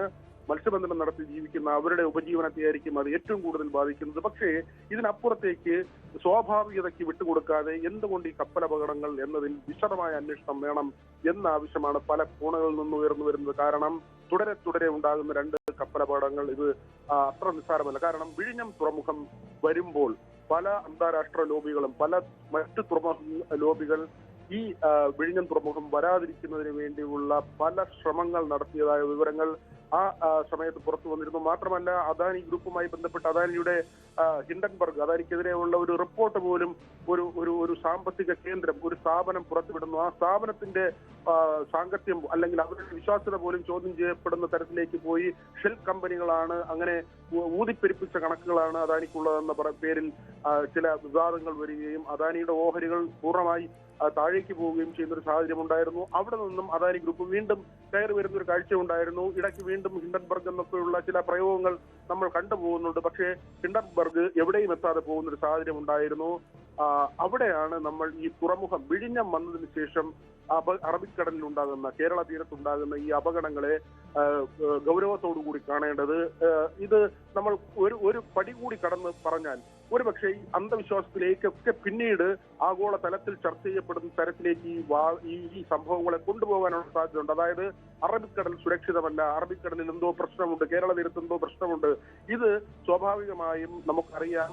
ഈ ഡാർക്ക് നെറ്റ് പോലുള്ള സംവിധാനങ്ങൾ ലോകത്തെ പല തരത്തിൽ വിഴുങ്ങിക്കൊണ്ടിരിക്കുന്ന കാലഘട്ടത്തിൽ ഈ ബ്ലാക്ക് മാജിക് അല്ലെങ്കിൽ അത്തരത്തിലുള്ള അന്ധവിശ്വാസങ്ങൾ അങ്ങനെയൊക്കെ പറഞ്ഞ് ഇതിന് ഏത് തരത്തിൽ വേണമുള്ള ഒരു നരേഷൻ കൊടുക്കാനും ഈ സ്ഥാപിത താല്പര്യക്കാർക്ക് കഴിയും. അതുകൊണ്ട് തന്നെ ഈ അപകടങ്ങളെ കുറിച്ച് വിശദമായ അന്വേഷണം വേണമെന്ന ആവശ്യം വളരെ ഗൗരവമുള്ളതാണ്. ഹരി, വ്യക്തമാണ് വിനോദ കാര്യങ്ങൾ. കാരണം കടൽ ചുഴി രൂപപ്പെടുന്നില്ല, കാലാവസ്ഥാ പ്രശ്നങ്ങളൊന്നുമില്ലാതെ തന്നെ എങ്ങനെയാണ് രണ്ടാഴ്ചക്കിടയിൽ തന്നെ 2 കപ്പലപകടങ്ങൾ സംഭവിച്ചതെന്നൊരു ചോദ്യം സാമാന്യമായി തന്നെ ഉയർന്നൊരു കാര്യമാണ്. കപ്പലപകടങ്ങളിൽ അതുകൊണ്ട് തന്നെ ആശങ്കയും സൃഷ്ടിക്കുന്നുണ്ട്. സാധാരണക്കാരായ മത്സ്യത്തൊഴിലാളികൾക്ക് കടലിൽ പോലും ഇറങ്ങാൻ കഴിയാത്ത സാഹചര്യം, പാരിസ്ഥിതികമായ പല പ്രശ്നങ്ങളും ഉണ്ടാകുന്നൊരു സാഹചര്യം എല്ലാം കൂടി ഉണ്ടാകുന്നുണ്ട്. അതോടൊപ്പം തന്നെ ആദ്യ അപകടം സംഭവിച്ചപ്പോൾ എന്തുകൊണ്ട് ചോദ്യം ചെയ്തില്ല എന്നുൾപ്പെടെയുള്ള കാര്യങ്ങളും ഈ സമയത്ത് ഉയരുന്നുണ്ട്. സ്പോട്ട് ലൈവിൽ സാമ്പത്തിക തട്ടിപ്പ് കേസിൽ സത്യം ബോധ്യപ്പെട്ടു വരുന്നതിലേറെ സന്തോഷമെന്ന് കൃഷ്ണകുമാറും ദിയ കൃഷ്ണയും ന്യൂസ് 18നോട് പ്രതികരിച്ചു. വനിതാ ജീവനക്കാർക്കെതിരെ ഒരുപാട് പരാതികൾ ഉയർന്നിട്ടും കരഞ്ഞുകൊണ്ട് ഇനി അത് ആവർത്തിക്കരുതെന്ന് താൻ ആവശ്യപ്പെട്ടതാണ്. മുഖ്യമന്ത്രിയുടെ ഓഫീസിൽ നിന്ന് ലഭിച്ചത് അപ്രതീക്ഷിത പരിഗണനയാണെന്നും കൃഷ്ണകുമാർ പറഞ്ഞു. ദിയ കൃഷ്ണകുമാറിന്റെ ബൊട്ടീക്കിലെ 69 ലക്ഷം രൂപയുടെ സാമ്പത്തിക തട്ടിപ്പുമായി ബന്ധപ്പെട്ട കേസിൽ നിർണായകമായൊരു വഴിത്തിരിവിലേക്ക് പോലീസ് എത്തിയിരിക്കുകയാണ്. ഇതിന്റെ ബാങ്ക് സ്റ്റേറ്റ്മെന്റ് പരിശോധിക്കുന്നതിനിടയിൽ ഈ പണം ഈ ജീവനക്കാർ പിൻവലിച്ചതിന്റെയും അവരുടെ അക്കൗണ്ടുകളിലേക്ക് പണം എത്തിയതിന്റെയും പ്രധാനപ്പെട്ട തെളിവുകൾ പോലീസിനെ കണ്ടെത്തിയിട്ടുണ്ട് എന്നാണ് ഇപ്പോൾ മനസ്സിലാക്കാൻ കഴിയുന്നത്. എന്നോടൊപ്പം ദിയ കൃഷ്ണൻ തന്നെ ചേരുന്നു. ശാരീരികമായി ബുദ്ധിമുട്ടുകൾ നേരിടുന്ന ഒരു സാഹചര്യത്തിലാണെന്നറിയാം. പക്ഷേ നമുക്ക് ഇത് വാർത്തകളിൽ കഴിഞ്ഞ കുറച്ച് ദിവസം നിറഞ്ഞു നിൽക്കുകയാണ്. പോലീസിന്റെ ഒരു അന്വേഷണത്തിൽ നിലവിൽ തൃപ്തരാണോ? എന്താണ് പോലീസിന്റെ നടപടിയോട് പ്രതികരിക്കുന്നത്? ഇതുവരെ അഫ്കോഴ്സ് ഞാൻ തൃപ്തരാണ് ഇരിക്കുന്നത്. കാരണം ഇന്ന് രാവിലെ എണീക്കുമ്പോഴാണ് പത്രത്തിൽ വന്നൊരു ന്യൂസിന്റെ കാര്യം അമ്മ ഫോർവേഡ് ചെയ്യുന്നത്. കാര്യം എന്റെ ഷോപ്പിൽ ഇന്നലെ പോലീസ് എല്ലാവരും വന്നിട്ടുണ്ടായിരുന്നു. അവരെന്റെ എല്ലാ സ്റ്റേറ്റ്മെന്റും കാര്യങ്ങളും ഒക്കെ അന്വേഷിച്ചായിരുന്നു. വളരെ നല്ല രീതിയിലായിരുന്നു എല്ലാം അവർ ഡീൽ ചെയ്തിരുന്നത്. എല്ലാം ഞാൻ കൊടുത്തിട്ടുണ്ടായിരുന്നു. അപ്പോഴും ഞാൻ പറയുന്നത് ഇത്രേ ഉണ്ടായിരുന്നുള്ളൂ, സത്യം ജയിച്ചേ പറ്റത്തുള്ളൂ, എന്നെ നിങ്ങൾ ഹെൽപ്പ് ചെയ്യണം, ഞാനത് പറഞ്ഞിട്ടുണ്ടായിരുന്നു. അപ്പോൾ അവരും പറഞ്ഞു നമ്മളെ കൊണ്ട് പറ്റുന്ന ഹെൽപ്പ് നമ്മൾ ചെയ്യാം, നമ്മൾ ആദ്യം ഒന്ന് പരിശോധിക്കട്ടെ. 2 പേരുടെയും കിട്ടിയിട്ടുണ്ട്, 2 കൂട്ടരുടെ ഇനി പരിശോധിക്കണം, നാളെ രാവിലെ ആകുമ്പോഴത്തേക്ക് ഒരു ഉത്തരം തരാമെന്നും പറഞ്ഞിട്ടുണ്ടായിരുന്നു. കുഞ്ഞു കുഞ്ഞു പേയ്മെന്റ്സ് ഇല്ലേ, അതായത് 600 രൂപ 700 രൂപ അങ്ങനെയുള്ള പേയ്മെന്റ്സ് ഒക്കെ ഡെയിലി ഒരു 2-3 കസ്റ്റമേഴ്സിന്റെ കയ്യിൽ നിന്ന് ഇവർ എന്റെ QR കോഡ് തന്നെ കാണിച്ച്, അതായത് ഒറ്റയ്ക്ക് കയറി വരുന്ന കസ്റ്റമേഴ്സ് ഇല്ലേ, അവരിതുപോലെ ചെറിയ പേയ്മെന്റ് വരുന്നവർക്ക് കാണിച്ചു കൊടുക്കും. ഞാൻ ഇതിനു മുമ്പ് 2-3 തട്ടിപ്പുകൾ വന്നപ്പോൾ ഞാൻ പറഞ്ഞാ ഈ ആദ്യം ഞാൻ ഇവരെ നിലനിർത്താൻ പറഞ്ഞു, രണ്ടാമത് ഞാൻ പറഞ്ഞു 3-നെയും പറഞ്ഞു വിട്, ഞാൻ വേറെ ആൾക്കാരെ തരാം. എന്നിട്ട് ആ വീഡിയോയിൽ തന്നെ ഈ കഴിഞ്ഞ ദിവസം വീഡിയോ കാണുന്നുണ്ട്, ഇവളുടെ ഒരു ഫംഗ്ഷൻ ഇവൾ വരുമ്പോൾ അച്ഛാ എൻ്റെ പിള്ളേരാണെന്ന് പറഞ്ഞ് ഇവരെ പരിചയപ്പെടുത്തുന്നു, ഇവർ കൂടെ വരുന്നു, എൻ്റെ അടുത്തും സംസാരിക്കുന്നു. അപ്പോൾ ഇത് ഇവളുടെ മാത്രമല്ലേ, തെറ്റ് എൻ്റെയും കൂടിയാണ്. എൻ്റെ ഒരു രീതി നിങ്ങൾ ശ്രദ്ധിച്ചാൽ മതി. അത് പൊതുജീവിതത്തിൽ എവിടെയാണെങ്കിലും ആളോ ഇതൊന്നും നോക്കാതെ ശത്രുവിനെ ആണെന്ന് പോലും ഞാൻ തോളി കൈയിട്ട് പോകും. അത് എൻ്റെയും പണ്ട് തൊട്ടേ വിശ്വാസം എന്നൊരു സ്ഥലത്തിൽ ജീവിച്ചു. കാരണം ഏത് രാഷ്ട്രീയ പ്രത്യയശാസ്ത്രത്തിൽ വിശ്വസിക്കുന്നവരാണെങ്കിൽ പോലും അത് അവർ ഭരണത്തിലിരിക്കുകയാണ്. ഇത് ആഭ്യന്തരമന്ത്രി കൂടിയാണ്. എൻ്റെ അടുത്ത് അവിടെ ചെല്ലുന്നു, ഇരിക്കാൻ പറയും. ഞാൻ കാര്യങ്ങൾ വിശദീകരിക്കുമ്പോൾ ഓൾറെഡി അദ്ദേഹത്തിനെ എല്ലാം ബ്രീഫ് ചെയ്ത് കൊടുത്തിരിക്കുന്നു. കൃഷ്ണകുമാറിനെയൊക്കെ ഞങ്ങൾക്ക് വലിയ ഇഷ്ടമാണ്, വിശ്വാസമാണ്, കൂടുതലൊന്നും പറയണ്ട, കൃത്യമായ അന്വേഷണം നടന്നിരിക്കും. അപ്പം ഞാനും പറയുന്നത് എനിക്ക് എൻ്റെ ഭാഗം അന്വേഷണം ഒന്നുമല്ല, സുതാര്യമായിട്ടൊരു അന്വേഷണം നടത്തുക. ആരാണോ തെറ്റുകാർ അവർക്ക് ശിക്ഷ വാങ്ങിച്ചു കൊടുക്കുക. അല്ലെങ്കിൽ ഞങ്ങൾക്ക് അനുകൂലമാണെന്നൊന്നും പറയുന്നില്ല. പക്ഷെ അത് ചില സമയങ്ങളിൽ ദൈവത്തിൻ്റെ അദൃശ്യ കരങ്ങൾ വർക്ക് ചെയ്യും. അദ്ദേഹത്തിന് മനസ്സിലാവുന്നു. കാരണം വെച്ച് കഴിഞ്ഞാൽ ഞാൻ പലപ്പോഴും പറഞ്ഞതാണ്, എന്റെയോ എന്റെ കുടുംബത്തിൽ ഏതെങ്കിലും അംഗങ്ങൾക്കെതിരെ ഇലക്ഷൻ സംബന്ധമല്ലാതെ ഒരു കേസ് ഒരു സ്റ്റേഷനിലും ഇല്ല. കാരണം ഞങ്ങൾ അങ്ങനെ ഒരു ക്രൈം ചെയ്യുന്നവരോ തെറ്റ് കാണിക്കുന്നവരല്ല. അതൊക്കെയാണ് ഈ സമയത്ത് വർക്ക് ചെയ്യുന്നത്. അപ്പോൾ എന്തു പറ്റി? അദ്ദേഹം പറഞ്ഞു മോളുടെ നമ്പർ വിളിക്കാൻ പറഞ്ഞു. ഞാൻ മോളടുത്ത് സംസാരിച്ചു, ഞങ്ങളടുത്തും പറഞ്ഞു ഒരു കാരണവശാലും പിടിക്കേണ്ട, മോള് ഒരു തരത്തിലും ഭയപ്പെടേണ്ട, കൃത്യമായ അന്വേഷണം നടക്കും, അറസ്റ്റും തൽക്കാലം ഒന്നും നടക്കാൻ പോകുന്നില്ല. ഇങ്ങനെ ഒരു സാഹചര്യത്തിൽ ഞാൻ ഉൾപ്പെടെയുള്ള മാധ്യമപ്രവർത്തകർ ഇങ്ങനെ തുടർച്ചയായി ചോദിക്കുമ്പം അത് സ്വാഭാവികമായി ബുദ്ധിമുട്ടുകൾ ഉണ്ടാക്കുന്നുണ്ടായിരിക്കും. പക്ഷേ ഞങ്ങളുടെ ഒരു സാഹചര്യം അറിയാമല്ലോ. അതുകൊണ്ട് ഞാൻ അവസാനമായിട്ട് ഒരു കാര്യം കൂടി ചോദിക്കുകയാണ്. നിലവിൽ ഇതിന് ശേഷം ഈ ഹെൽത്ത് കണ്ടീഷൻ എങ്ങനെയാണ്? ഈ ഒരു ഇഷ്യൂ ഉണ്ടായി, അത് കഴിഞ്ഞിട്ട് നിങ്ങൾ പിന്നെ ഡോക്ടറെ കണ്ടു, കഴിഞ്ഞ ദിവസം ഒരുപാട് ബുദ്ധിമുട്ടുകളൊക്കെ നേരിട്ടു എന്നാണ്. എന്താണ് നിലവിൽ എങ്ങനെയുണ്ട്? ഇപ്പൊ currently I am totally fine. Because ഇപ്പൊ സത്യം പുറത്തു വന്നു തുടങ്ങി. അപ്പൊ അതിന്റേതായ ഒരു സാറ്റിസ്ഫാക്ഷൻ, സന്തോഷവും എന്റെ ബോഡിയിൽ വർക്ക് ആവുമല്ലോ. അപ്പോ അന്നിപ്പോ ആ ഒരു ദിവസം ഓഫ്കോഴ്സ് പെട്ടെന്ന് വന്നു കയറിയപ്പോഴും ഇങ്ങനത്തെ ഒരു വാർത്ത കേൾക്കുന്നതും ന്യൂസ് വന്നു കയറുന്നത്. അപ്പൊ എനിക്ക് പൊതുവേ ഞാൻ വലിയൊരു പ്രഷറൊന്നും എടുക്കുന്ന ഒരാളല്ല. പക്ഷെ ഇപ്പത്തെ എന്റെ ഹോർമോൺസ് അങ്ങനെ വർക്ക് ആയതായിരിക്കണം. അപ്പൊ അന്ന് കുറച്ച് തളർച്ചയും ഹോസ്പിറ്റൽ ഇഷ്യൂസ് ഒക്കെ ഉണ്ടായിരുന്നു. പക്ഷെ ഇപ്പോ right now I'm totally fit, totally healthy and happy. May be my baby is also happy. കാരണം എല്ലാം പുറത്ത് ഇപ്പൊ കേൾക്കാൻ പറ്റുന്ന രീതിയിൽ ഫുള്ളി ഗ്രോൺ ആണ് ബേബി ഓൾസോ. സോ ഈ സ്ഥാപനമായിട്ട് മുമ്പോട്ട് കൂടുതൽ സജീവമായിട്ട് മുമ്പോട്ട് പോകുന്ന തന്നെയാണ്. അഫ്കോഴ്സ്. കാരണം ഞാനൊരു തെറ്റും ചെയ്തിട്ടില്ല. എന്റെ സ്ഥാപനത്തിനകത്ത് ഞാൻ വിചാരിച്ചുകൊണ്ടൊരു തെറ്റ് നടന്നിട്ടില്ല. ഞാൻ അറിയാതെ നടന്നിരിക്കുന്ന തെറ്റാണ്. പിന്നെ അത് മാത്രമല്ല, സൂൺ നമ്മൾ 2 മാസത്തിനകത്തൊരു വലിയ സ്റ്റോർ ചെയ്യാൻ എനിക്കൊരു പ്ലാൻ ഉണ്ട്. അതെല്ലാം നല്ലതുപോലെ നടക്കട്ടെ എന്ന് വിശ്വസിക്കുന്നു. എല്ലാ ആശംസകളും. ഓക്കെ. ക്യാമറമാൻ സി വിനോദിനൊപ്പം ഡാൻ കുര്യൻ, ന്യൂസ് 18. സംഭവത്തിൽ പോലീസ് അന്വേഷണം തുടരുകയാണ്. ബാങ്ക് ഇടപാടുകളുടെ വിശദാംശങ്ങൾ പോലീസ് ശേഖരിച്ചു. ഡാൻ തന്നെയാണ് നമ്മളൊപ്പം ചേരുന്നത്. ഡാൻ, കൃത്യമായി തന്നെ സത്യങ്ങൾ പുറത്തു വരുന്നു, അതിൽ സന്തോഷമുണ്ടെന്ന് കൃഷ്ണകുമാറും ദിയയും പറയുമ്പോൾ പോലും ബാങ്ക് സ്റ്റേറ്റ്മെന്റുകൾ, കൃഷ്ണകുമാർ ആദ്യം മുതൽ തന്നെ പറഞ്ഞുകൊണ്ടിരുന്ന ഒരു കാര്യം, കൃത്യമായി ബാങ്ക് സ്റ്റേറ്റ്മെന്റുകൾ അന്വേഷിക്കൂ, അതിൽ നിന്ന് തന്നെ നിങ്ങൾക്ക് കാര്യം മനസ്സിലാവും, പോലീസ് അത് മാത്രം ചെയ്താൽ മതി എന്ന് കൃഷ്ണകുമാർ ആദ്യം മുതലേ പറഞ്ഞിരുന്ന ഒരു കാര്യം. ഇപ്പോൾ ബാങ്ക് സ്റ്റേറ്റ്മെന്റും ശേഖരിക്കുന്നു. കൃത്യമായി ആ 3 പെൺകുട്ടികൾ അവർ പറഞ്ഞത് നുണയാണെന്നുള്ള രീതിയിലേക്ക് തന്നെ കാര്യങ്ങൾ മനസ്സിലാക്കി വരുന്നു എന്നാണ് വിശദാംശം.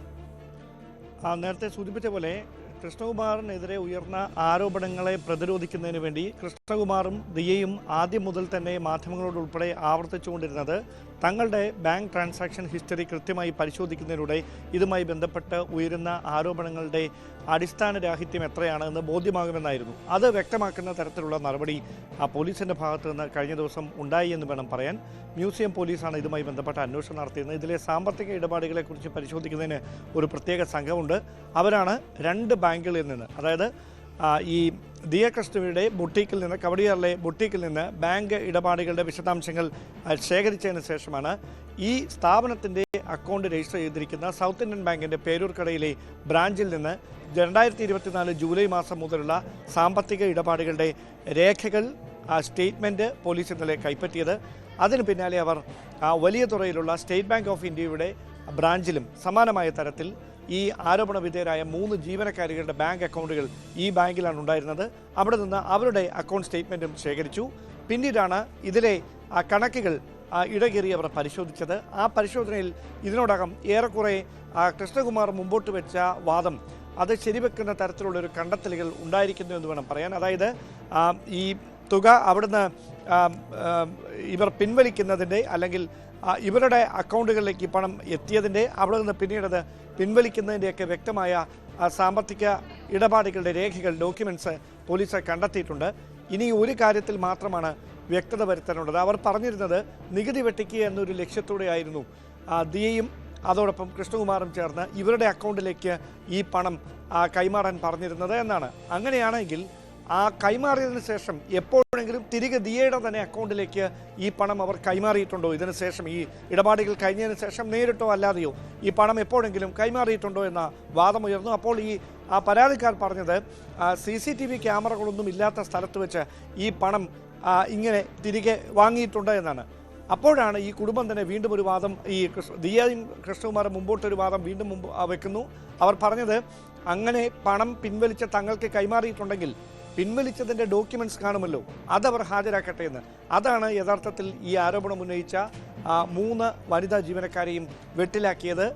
പോലീസിൻ്റെ വിശദമായ അന്വേഷണത്തിൽ അങ്ങനെ പിൻവലിക്കപ്പെട്ട പണം ഇവരുടെ ഈ ദിയയുടെ അക്കൗണ്ടിലേക്ക് തിരികെ എത്തിയിട്ടില്ല, സ്ഥാപനത്തിൻ്റെ അക്കൗണ്ടിലേക്ക് എത്തിയിട്ടില്ല എന്ന് വ്യക്തമാക്കുന്ന വിവരങ്ങൾ പോലീസ് ശേഖരിച്ച് കഴിഞ്ഞിരിക്കുന്നു എന്ന് വേണം മനസ്സിലാക്കാൻ. അങ്ങനെയാണെങ്കിൽ വൈകാതെ തന്നെ ഇവരെ വിശദമായ ചോദ്യം ചെയ്യലിന് വിധേയരാക്കേണ്ടി വരും. ഒരാളുടെ മൊഴി മാത്രമാണ് നേരത്തെ രേഖപ്പെടുത്തിയത്. 3 വനിതാ ജീവനക്കാർക്കെതിരെയായിരുന്നു പരാതി.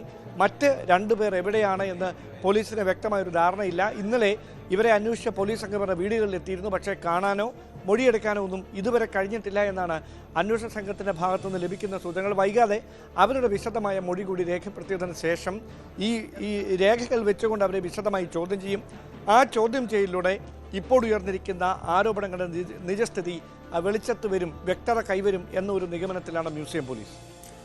അതോടൊപ്പം തന്നെ തുടക്കം മുതൽ തന്നെ കൃഷ്ണകുമാർ പറഞ്ഞിരുന്നൊരു കാര്യം, ഞങ്ങൾ ഇതാദ്യം മുതലേ അവരോട് ചോദിക്കുന്നുണ്ട്, പക്ഷേ ഇവർ ആദ്യം നമ്മളോട് കുറ്റസമ്മതം നടത്തിയതാണ്. ആ വീഡിയോ ഞങ്ങളുടെ പക്കൽ ഉണ്ടായിട്ട് പോലും ഞങ്ങളത് പുറത്തുവിട്ടിട്ടില്ല. പക്ഷേ പിന്നീട് ഇവർ തന്നെ മാധ്യമങ്ങളോട് മുന്നിൽ വന്നിട്ട് ഞങ്ങൾ തട്ടിക്കൊണ്ടുപോയി തുടങ്ങിയ ആരോപണങ്ങളൊക്കെ ഉന്നയിച്ചതിന് ശേഷം ഞങ്ങൾക്ക് ഞങ്ങളുടെ ഭാഗം പ്രൂവ് ചെയ്യണം, അതുകൊണ്ടാണ് ഞങ്ങൾ തന്നെ ആ വീഡിയോ പുറത്തുവിട്ടത് എന്നുള്ളത് പറയുകയും ചെയ്തിരുന്നു. സ്വാഭാവികമായും ഈ കേസുമായിട്ട് മുന്നോട്ട് കൊണ്ടുപോകാൻ താല്പര്യമില്ല എന്ന് കൃഷ്ണകുമാർ ആദ്യമേ പറഞ്ഞിരുന്നതാണ്. പക്ഷേ അവർ തന്നെ വരുത്തിവെച്ചതാണെന്നും കൂടി അവർ പറയുന്നുണ്ട്. കേസുമായിട്ട് ഇനി എങ്ങനെയായിരിക്കാം കൃഷ്ണകുമാർ മുന്നോട്ട് കൊണ്ടുപോവുക എന്നുള്ള എന്തെങ്കിലും വിശദാംശങ്ങളുണ്ട്? അത് കേസുമായി തന്നെ നിയമപരമായ നടപടികൾ അത് അങ്ങനെ തന്നെ തുടരട്ടെ എന്ന നിലപാടിലാണ് കൃഷ്ണകുമാറും കുടുംബവും. കാരണം തങ്ങളെ പൊതുജനമധ്യത്തിൽ അപമാനിക്കാനുള്ളൊരു നീക്കം ബോധപൂർവമായ ഒരു കേന്ദ്രത്തിൽ നിന്നുണ്ടായി എന്നാണ് അവർ വിശ്വസിക്കുന്നത്. അത് കൃത്യമായി ഈ 3 ജീവനക്കാരികൾക്കോ അപ്പുറത്തേക്ക് മറ്റാരുടെയോ നിർദ്ദേശത്തിൻ്റെ അടിസ്ഥാനത്തിലാണ് ഒരേപോലെ ഇവർ പരാതിയുമായി ഈ രംഗത്തെത്തിയിരിക്കുന്നത് എന്ന വാദമാണ് കൃഷ്ണകുമാറും ദിയയും മുമ്പോട്ട് വെക്കുന്നത്. അങ്ങനെ ഒരു പശ്ചാത്തലത്തിൽ നിയമ നടപടികൾ പാതിവഴിയിൽ അവസാനിപ്പിച്ചാൽ അത് യഥാർത്ഥത്തിൽ ഇതിന് പിന്നിൽ പ്രവർത്തിച്ചവരെ പുറം ലോകത്തേക്ക് എത്തിക്കുന്നതിന് തടസ്സമായി മാറും.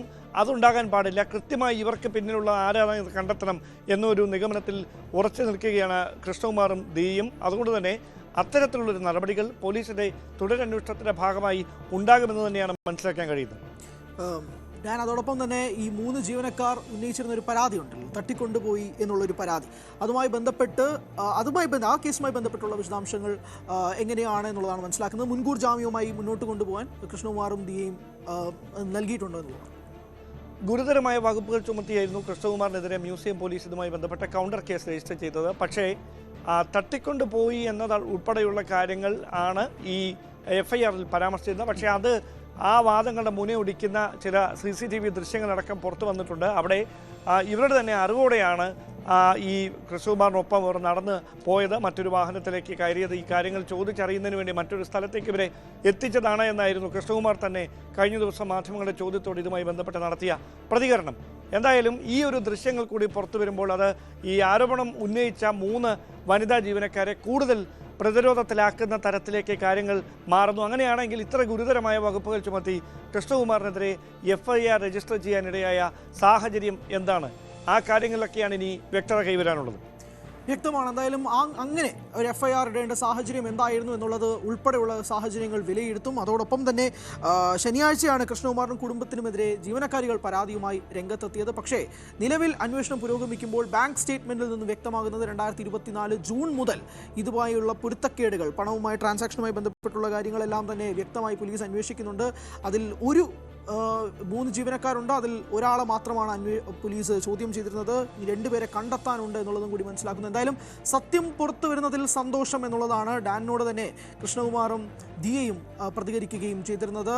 എന്തായാലും സ്ഥാപനവുമായി മുന്നോട്ട് പോകും, ഞാൻ തെറ്റ് ചെയ്തിട്ടില്ല, അതുകൊണ്ട് തന്നെ ഒരു വലിയ ഷോപ്പ് ഇനിയും തുടങ്ങാൻ പദ്ധതിയുണ്ട് എന്നുള്ളത് ദിയ പറയുകയും ചെയ്തിരുന്നു. എന്തായാലും കേസും അന്വേഷണവും ഒക്കെയായി മുന്നോട്ട് പോകുമ്പോഴേക്കും എന്തായാലും കൃഷ്ണകുമാറും ദിയയും മുൻകൂർ ജാമ്യത്തിന് അപേക്ഷ നൽകിയിട്ടുണ്ട്. പക്ഷേ ആ FIR അതുണ്ടായ സാഹചര്യം എന്താണ് എന്നുള്ളത് വ്യക്തമാക്കേണ്ടതുണ്ട്.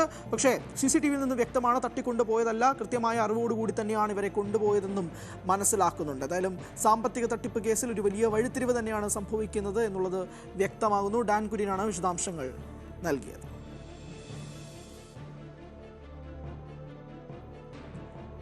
മേഘാലയയിൽ മധുവിധു ആഘോഷിക്കാൻ പോയി കാണാതായ ദമ്പതികളിൽ ഭർത്താവിനെ മരിച്ച നിലയിൽ കണ്ടെത്തിയ സംഭവത്തിൽ പുറത്തുവരുന്നത് ഞെട്ടിക്കുന്ന വിവരങ്ങളാണ്. കേസിൽ ഭാര്യ സോനത്തിന് പിന്നാലെ അറസ്റ്റിലായവരിൽ ഒരാൾ അവരുടെ സുഹൃത്തെന്ന് പോലീസ്.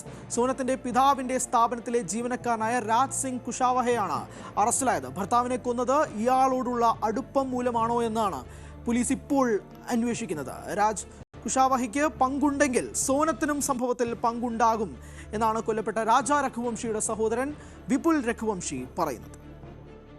पहली बात तो इसमें ये है तो जो राज इनके ऑफिस को एम्प्लॉयर है, तो एम्प्लॉयर का आना जाना हमको एकदम थोड़ा शक नहीं लगा हम लोगों को. वो राजा को जिस दिन लेके आया था मैं 4 तारीख को, उस दिन भी वो यहाँ पे शामिल था उसके पापा के साथ में. तो उसके पापा को भी नहीं था तो ये कोई कातिल है जिसने राजा को मारा है. तो उन लोगों को भी नहीं पता था, क्योंकि उन लोगों को कुछ ऐसा आइडिया होता कभी तो उसको लेके आते नहीं, फिर तो वो ये चीज़ें मैं जहाँ तक जानता हूँ मैं, तो इसकी मम्मी को जरूर कुछ पता होगा इस बारे में. बाकी इसकी मम्मी को ये भी नहीं पता होगा तो राज नहीं मारा था उस टाइम पे. बाकी ये जरूर पता है उसकी मम्मी को तो राज का अफेयर चल रहा हुआ इससे, सोनम से. കൂടുതൽ വിവരങ്ങളുമായി അഭിലാഷ് രാധാകൃഷ്ണൻ ചേരുകയാണ്. അഭിലാഷ്, സോനത്തിന്റെ അറിവോടുകൂടിയാണ് ഇത് സംഭവിച്ചത് എന്നുള്ളത് ഒരു ഭാഗത്ത് നടക്കുമ്പോൾ പോലും സോനം അന്വേഷണത്തോട് ചോദ്യങ്ങളോട് പ്രതികരിക്കുന്നില്ല എന്നുള്ളതാണല്ലോ ഒരു ഭാഗത്ത് സംഭവിക്കുന്നത്. തന്നെ മയക്കിക്കിടത്തിക്കൊണ്ടാണ് പോയത് എന്നുള്ളതാണ് സോനത്തിന്റെ വാദം. ഇപ്പോൾ നിലവിൽ ചോദ്യം ചെയ്യലിൽ സോനം സഹകരിക്കുന്നുണ്ടോ എന്നാണ് വിശദാംശം. ഹരി, ഇപ്പോൾ രാജ്യം ഞെട്ടിയ ഒരു കൊലപാതക കേസാണ് ഇപ്പോൾ നമ്മൾ ചർച്ച ചെയ്യുന്നത്. സോനം രഘുവംശി എന്ന് പറയുന്ന സ്ത്രീ, അവർ വിവാഹം കഴിച്ച തൻ്റെ ഭർത്താവ് രാജ രഘുവംശിയെ തനിക്ക് അടുപ്പമുള്ള ഒരാളോട് ജീവിക്കാൻ വേണ്ടി ഹണിമൂണിന് വിളിച്ചു കൊണ്ടുപോയി കൊന്നു എന്ന വാർത്തകളാണ് നമ്മൾ കഴിഞ്ഞ ദിവസങ്ങളിലായി കേട്ടു വന്നിരുന്നത്. അതിൻ്റെ ഏറ്റവും ഞെട്ടിപ്പിക്കുന്ന വിവരമാണ് ഈ രാജ രഘുവംശിയെ കൊന്നത് തനിക്ക് അടുപ്പമുണ്ടായിരുന്ന രാജ് കുഷാവഹയും അയാളുടെ 3 സുഹൃത്തുക്കളും ചേർന്ന് മേഘാലയയിലെത്തി തലയ്ക്ക് പിന്നിലും മുന്നിലുമായി അടിച്ച് കൊല്ലുകയായിരുന്നുവെന്നാണ് നമുക്ക് ഏറ്റവും അവസാനമായി ലഭിക്കുന്ന വിവരം. ഇതിൽ ഏറ്റവും പ്രധാനപ്പെട്ട കാര്യം, ഈ കൊലപാതകം പ്ലാൻ ചെയ്യുന്ന സമയത്ത് ഇതെങ്ങനെ ചെയ്യണമെന്നുള്ള കാര്യത്തിൽ സോനത്തിനും സുഹൃത്തുക്കൾക്കും, താൻ കൊട്ടേഷൻ നൽകിയ തൻ്റെ സുഹൃത്തുക്കൾക്കും അറിവുണ്ടായിരുന്നു. പക്ഷേ ഇവിടെ പൊളിഞ്ഞത് ഈ സോനത്തിന് ഇതെങ്ങനെ പോലീസിന് മുന്നിൽ അവതരിപ്പിക്കണം, ഈ കൊലപാതകത്തിന് ശേഷം എങ്ങനെ നാട്ടുകാരെ ഫേസ് ചെയ്യണം, എങ്ങനെ കാര്യങ്ങൾ അവരോട് വിവരിക്കണമെന്നുള്ള കാര്യം പറയുമ്പോഴാണ് ഈ സോനത്തിന് തെറ്റുപറ്റുന്നത്. അതായത് മെയ് 23-നാണ് ഈ സംഭവം നടക്കുന്നത്. മെയ് 23-ാം തീയതി മേഘാലയയിലെ ഒരു മൗണ്ടൻ്റെ ഭാഗത്ത് ഇവർ പോകുന്നു. ആ സ്ഥലത്ത് വെച്ചിട്ട് ഇവരെ നമ്മുടെ രാജ രഘുവംശിയെ കൊല്ലാനായിട്ട് തയ്യാറെടുക്കുന്നു, കൊന്നുകളയുന്നു. അതിനുശേഷം ജൂൺ 2-ാം തീയതി രാജ രഘുവംശിയുടെ മൃതദേഹം കിട്ടുന്ന അതേ ദിവസമാണ് സോനം മേഘാലയയിൽ നിന്ന് ഉത്തർപ്രദേശിലെ ഗാസിപൂരിലെത്തി അവിടുത്തെ ഒരു ദാബയിലേക്ക് വെളുപ്പിന് 1 മണിക്ക് എത്തുന്നത്. ഈ ദാബയിൽ അവർ എത്തിയ ശേഷം അവിടുത്തെ സാഹിൽ യാദവ് എന്ന് പറയുന്ന ദാബയുടെ ഓണറിൻ്റെ അടുത്ത് എത്തുകയും വളരെ കരഞ്ഞുകൊണ്ട് താൻ ഇങ്ങനെ ഒരു അബദ്ധത്തിൽ പെട്ടുപോയി, തൻ്റെ ഫോൺ നഷ്ടപ്പെട്ടു, തനിക്ക് വീട്ടുകാരെ വിളിക്കാൻ ഒരു വഴിയുമില്ല, എങ്ങനെയെങ്കിലും സഹായിക്കണമെന്ന് ആവശ്യപ്പെട്ട് ഈ സാഹിൽ യാദവിനോട് സോനം കപൂർ ഫോൺ ചോദിക്കുന്നു. ആ ഫോൺ ഒരു സ്ത്രീ രാത്രി വന്ന് ചോദിച്ചതുകൊണ്ട് തന്നെ അദ്ദേഹം ഫോൺ കൊടുക്കുന്നു. ആ ഫോൺ വഴി സോനം തൻ്റെ വീട്ടുകാരോട് സംസാരിക്കുന്നു. അതിനുശേഷം ഇവർ പൊട്ടിക്കരഞ്ഞുകൊണ്ട്, ഈ സംസാരം വീട്ടുകാർക്ക് മനസ്സിലാവാത്തത് കൊണ്ട് തന്നെ സാഹിൽ യാദവ് പറയുന്നു, ഇതേപോലെ ഈ കുട്ടി എൻ്റെ അടുത്താണ് നിൽക്കുന്നത്, എന്താണ് ചെയ്യേണ്ടതെന്ന് പറയുമ്പോൾ ആ സോനത്തിൻ്റെ വീട്ടുകാരാണ് പറയുന്നത് പോലീസിനെ അറിയിക്കാൻ. ഉടൻ തന്നെ സാഹിൽ യാദവ് പോലീസിനെ അറിയിക്കുന്നു. പോലീസിനെ അറിയിച്ചതിന് ശേഷം സാഹിൽ യാദവ് സോനത്തിനോട് ചോദിക്കുന്നുണ്ട് എന്താണ് സംഭവിച്ചതെന്ന്. അവിടെ നിന്നാണ് ഈ സോനം കപൂറിൻ്റെ പ്ലാനുകൾ പൊളിയുന്നത്. അവർ പറയുന്നത് ഇതേപോലെ മെയ് 23-ാം തീയതി നമ്മൾ മേഘാലയയിൽ ഉണ്ടായിരുന്ന ദിവസം തൻ്റെ ആഭരണങ്ങൾ പിടിച്ചു പറിക്കാനായിട്ട് ഒരു 3 അംഗ സംഘം എത്തുന്നു. അവർ വന്നിട്ട് തൻ്റെ ആഭരണങ്ങൾ പിടിച്ചു പറിക്കാൻ ശ്രമിക്കുന്നപ്പോൾ തൻ്റെ ഭർത്താവ് കൊല്ലപ്പെട്ട രാജ രഘുവംശി അതിന് തടയാൻ ശ്രമിക്കുകയും ആ സമയത്ത് അവർ ആക്രമിച്ച് പിടിച്ചു പറിക്കാൻ വന്ന സംഘം ഇവരെ ആക്രമിച്ച് കൊലപ്പെടുത്തുകയുമായിരുന്നു. അതിനുശേഷം സോനത്തിന്, അതായത് തന്നെ തട്ടിക്കൊണ്ടുപോയി, തനിക്ക് ഡ്രഗ്സ് തന്ന് തട്ടിക്കൊണ്ടുപോയി താൻ ഇവിടെ എത്തുകയായിരുന്നു. ഇവിടെ എത്തുമ്പോഴാണ് തനിക്ക് ബോധം വന്നത്. എന്നുള്ളതാണ് ഈ സാഹിൽ യാദവിനോടും പോലീസിനോടും ഈ സോനം കപൂർ പറഞ്ഞത്.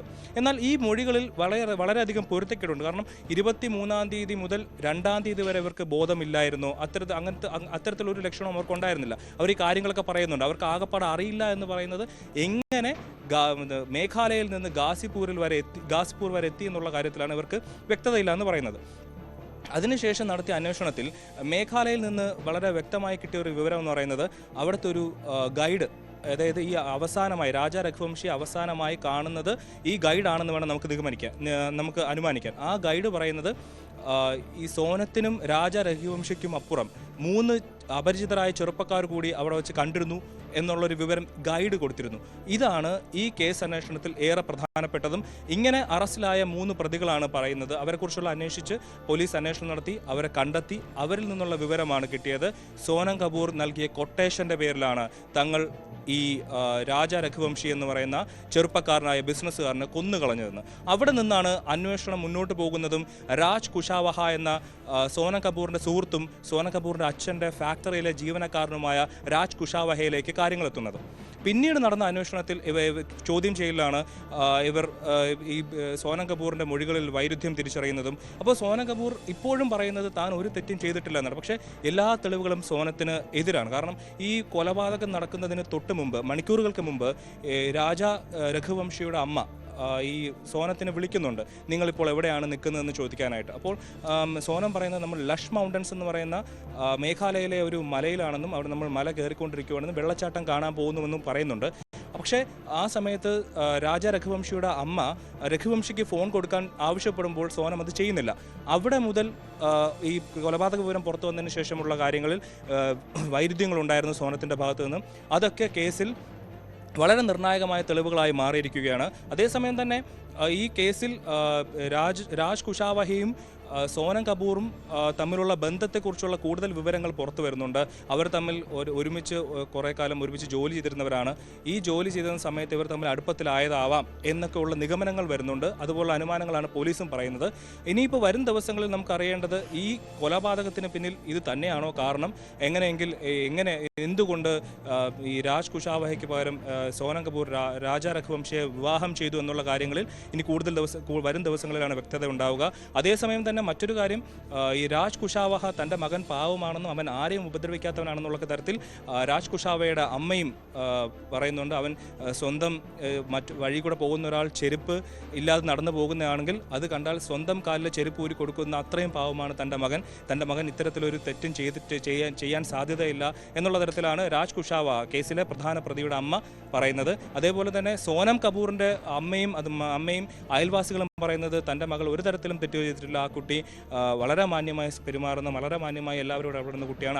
ആ കുട്ടി ഇത്തരത്തിലൊരു തെറ്റ് ചെയ്യാൻ സാധ്യതയില്ല എന്നാണ്. അതേസമയം നേരത്തെ പറഞ്ഞ പോലെ രാജാ രഘുവംശിയുടെ സഹോദരൻ വിപുൽ രഘുവംശി പറയുന്നതനുസരിച്ച് രാജ് കുശാവയ്ക്ക് ഈ കേസിൽ പങ്കുണ്ടെങ്കിൽ തീർച്ചയായും സോനം കപൂറിനും പങ്കുണ്ടെന്നാണ്. എന്തായാലും കേസുമായി ബന്ധപ്പെട്ട് പോലീസിന്റെ ചോദ്യങ്ങൾക്കൊന്നും കൃത്യമായ രീതിയിലുള്ള സഹകരണം സോനത്തിന്റെ ഭാഗത്തുനിന്ന് ഉണ്ടാവുന്നില്ല. കൂടുതൽ അന്വേഷണങ്ങൾ ഇപ്പോൾ നടന്നു വരികയാണ്. വരും ദിവസങ്ങളിൽ കൂടുതൽ വിവരങ്ങൾ പുറത്തു വരുമെന്നാണ്. ചോദ്യം ചെയ്യലിൽ സോനം പൊട്ടിക്കരയുകയാണ്. അവർ പറയുന്നത് ഞാൻ പ്രതിയല്ല, ഞാനൊരു ഇരയാണ് എന്നുള്ളത് എല്ലാം അവർ പറയുന്നുണ്ട്. പക്ഷേ അഭിലാഷ്, ഇത് സ്വാഭാവികമായി അഭിലാഷ് പറഞ്ഞ പോലെ തന്നെ സോനത്തിൻ്റെ ഒരു നാടകമാണെങ്കിൽ, അത് ആസൂത്രിതമായ ഒരു കൊലപാതകമാണെങ്കിൽ, കാരണം ഹണിമൂൺ ഉൾപ്പെടെ സോനം ഇനീഷ്യേറ്റീവ് എടുക്കുന്നു, പോകുന്നു, അതിനുശേഷം അവിടെ നിന്ന് വിളിക്കുമ്പോൾ പോലും രാജന് കൊടുക്കാൻ വേണ്ടി പറയുമ്പോൾ പോലും രാജാ രഘുവംശിക്ക് ഫോൺ കൊടുക്കണമെന്ന് പറയുമ്പോൾ പോലും അത് നടക്കുന്നില്ല. പിന്നാലെ അതിനകത്ത് പ്രധാനപ്പെട്ട ഒരു കാരണം പറയേണ്ടത് രാജാ രഘുവംശിയുടെ സംസ്കാര ചടങ്ങിൽ പോലും രാജ് കുശാവഹ ഉണ്ടായിരുന്നു എന്നുള്ളത് ബന്ധുക്കൾ നൽകുന്ന മൊഴിയും കൂടിയാണ്. അപ്പോൾ അങ്ങനെ ഒരു സാഹചര്യത്തിൽ രഘുവംശിയുടെ സഹോദരൻ പറയുന്നത്, വിപുൽ പറയുന്ന പ്രകാരം എന്തായാലും ഇങ്ങനൊരു കൊലപാതകത്തിൽ കുശാവഹയ്ക്ക് പങ്കുണ്ടെങ്കിൽ സോനത്തിന് പങ്കുണ്ടായിരിക്കും. കാരണം ഇവർ തമ്മിലുള്ള ബന്ധവും അത്രമാത്രമാണ്, അവർ ഒരുമിച്ച് ജോലി ചെയ്തിരുന്നതാണ്. അപ്പോൾ സ്വാഭാവികമായും ഇതൊരു ആസൂത്രിതമായ കൊലപാതകം എന്ന് തന്നെയാണ് രഘുവംശിയുടെ ബന്ധുക്കളും പറയുന്നത്. അപ്പോൾ അങ്ങനൊരു സാഹചര്യത്തിൽ ഈ പദ്ധതി പൊളിയുന്നത്, അതായത് ഈ സോനം കൃത്യമായി 23-ന് ശേഷം 2-ാം തീയതി പൊങ്ങുന്നു,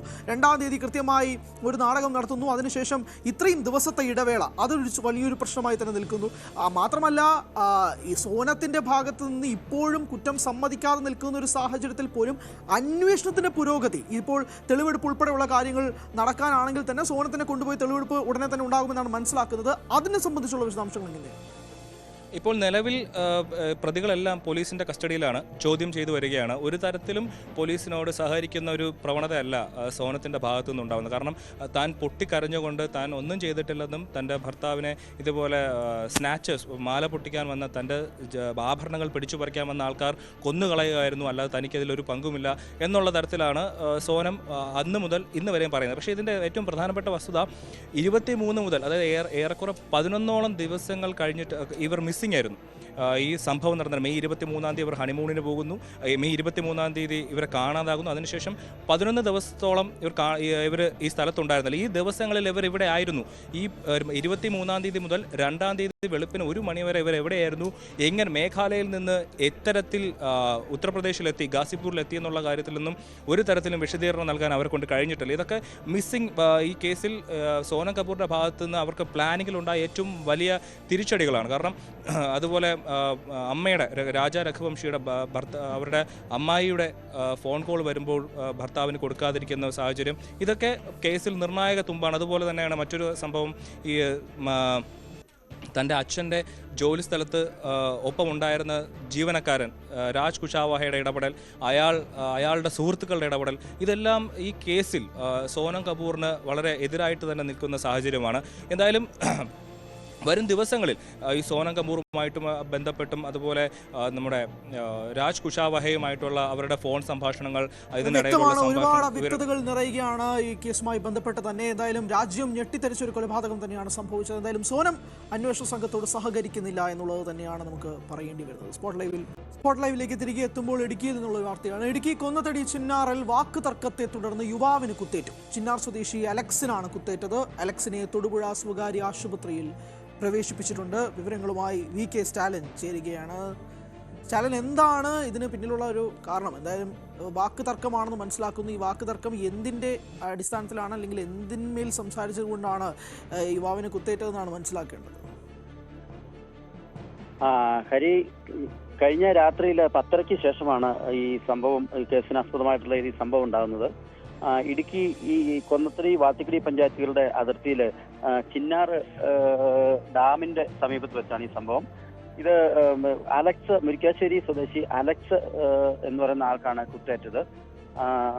ഇയാളുടെ സുഹൃത്ത് തന്നെയാണ്, മുൻപ് സുഹൃത്തായിരുന്ന ഒരാളാണ് ഈ പ്രതിയായിട്ട് ആരോപിക്കപ്പെട്ടിരിക്കുന്ന ഡിനിലും ഇയാളും തമ്മിൽ കുറച്ച് നാളുകളായിട്ട് എന്തൊക്കെയോ ചില ആശയക്കുഴപ്പങ്ങളുണ്ടായിരുന്നു.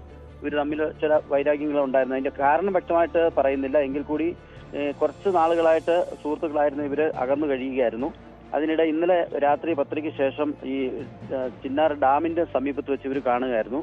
അവിടെ വെച്ച് വീണ്ടും വാക്കുതർക്കമുണ്ടായി. അതിനിടയിൽ പിറകിൽ നിന്ന് ഈ ഡിനില് കുത്തി എന്നാണ് അലക്സിന്റെ ഭാഗത്തുനിന്ന് നമുക്ക് അറിയാൻ കഴിയുന്നത്. എന്തായാലും അലക്സിന്റെ കൈക്കാണ് കുത്ത് ഏറ്റിരിക്കുന്നത്. ആഴത്തിലുള്ള മുറിവുണ്ടെങ്കിലും മരണഭീതി, അപായഭീതി ഒന്നുമില്ല. എങ്കിൽ കൂടി ഇയാളെ തൊടുപുഴ സ്വകാര്യ ആശുപത്രിയിലാണ് ഇപ്പോൾ ചികിത്സയിൽ കഴിയുന്നത്. ആദ്യം മുരിക്കാശ്ശേരിയിലെ സ്വകാര്യ ആശുപത്രിയിൽ എത്തിച്ചിരുന്നു. തുടർന്ന് തൊടുപുഴ ആശുപത്രിയിലേക്ക് ഇന്നലെ രാത്രി തന്നെ മാറ്റി. ഏതായാലും വെള്ളത്തൂവൽ പോലീസ് സ്റ്റേഷന്റെ പരിധിയിലാണ് ആദ്യം ഈ സംഭവം നടന്നത്. അതുകൊണ്ട് തന്നെ വെള്ളത്തൂവൽ പോലീസാണ് ഇന്നലെ ഈ കേസ് അന്വേഷിച്ചു തുടങ്ങിയത്, കേസെടുത്തത്.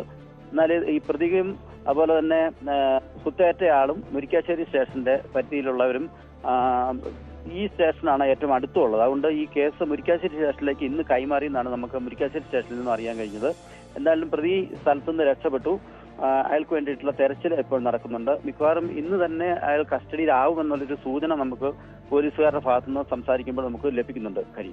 വ്യക്തമാണ്. അപ്പോൾ ഈ പ്രതിക്കായുള്ള അന്വേഷണം ഊർജിതമാണെന്ന് ഒരു ഘട്ടത്തിൽ പറയുമ്പോൾ പോലും കൃത്യമായി തന്നെ അലക്സിന്റെ മൊഴി പ്രകാരം പിന്നിൽ നിന്നാണ് കുത്തിയത് എന്നുള്ളത് പറയുന്നു. വാക്ക് തർക്കമാണ് ഇതിന് പ്രധാനപ്പെട്ട കാരണവുമെന്നും മനസ്സിലാക്കുന്നു. പക്ഷെ എന്താണ് ഇത് സംബന്ധിച്ചുള്ള കാരണങ്ങൾ എന്നുള്ളതിൽ കൂടുതൽ വ്യക്തത വരേണ്ടതുണ്ട് എന്നുള്ളതാണ് മനസ്സിലാക്കേണ്ടത് എന്നുള്ളതാണ്. VK സ്റ്റാലിനാണ് വിവരങ്ങൾ നൽകിയത്.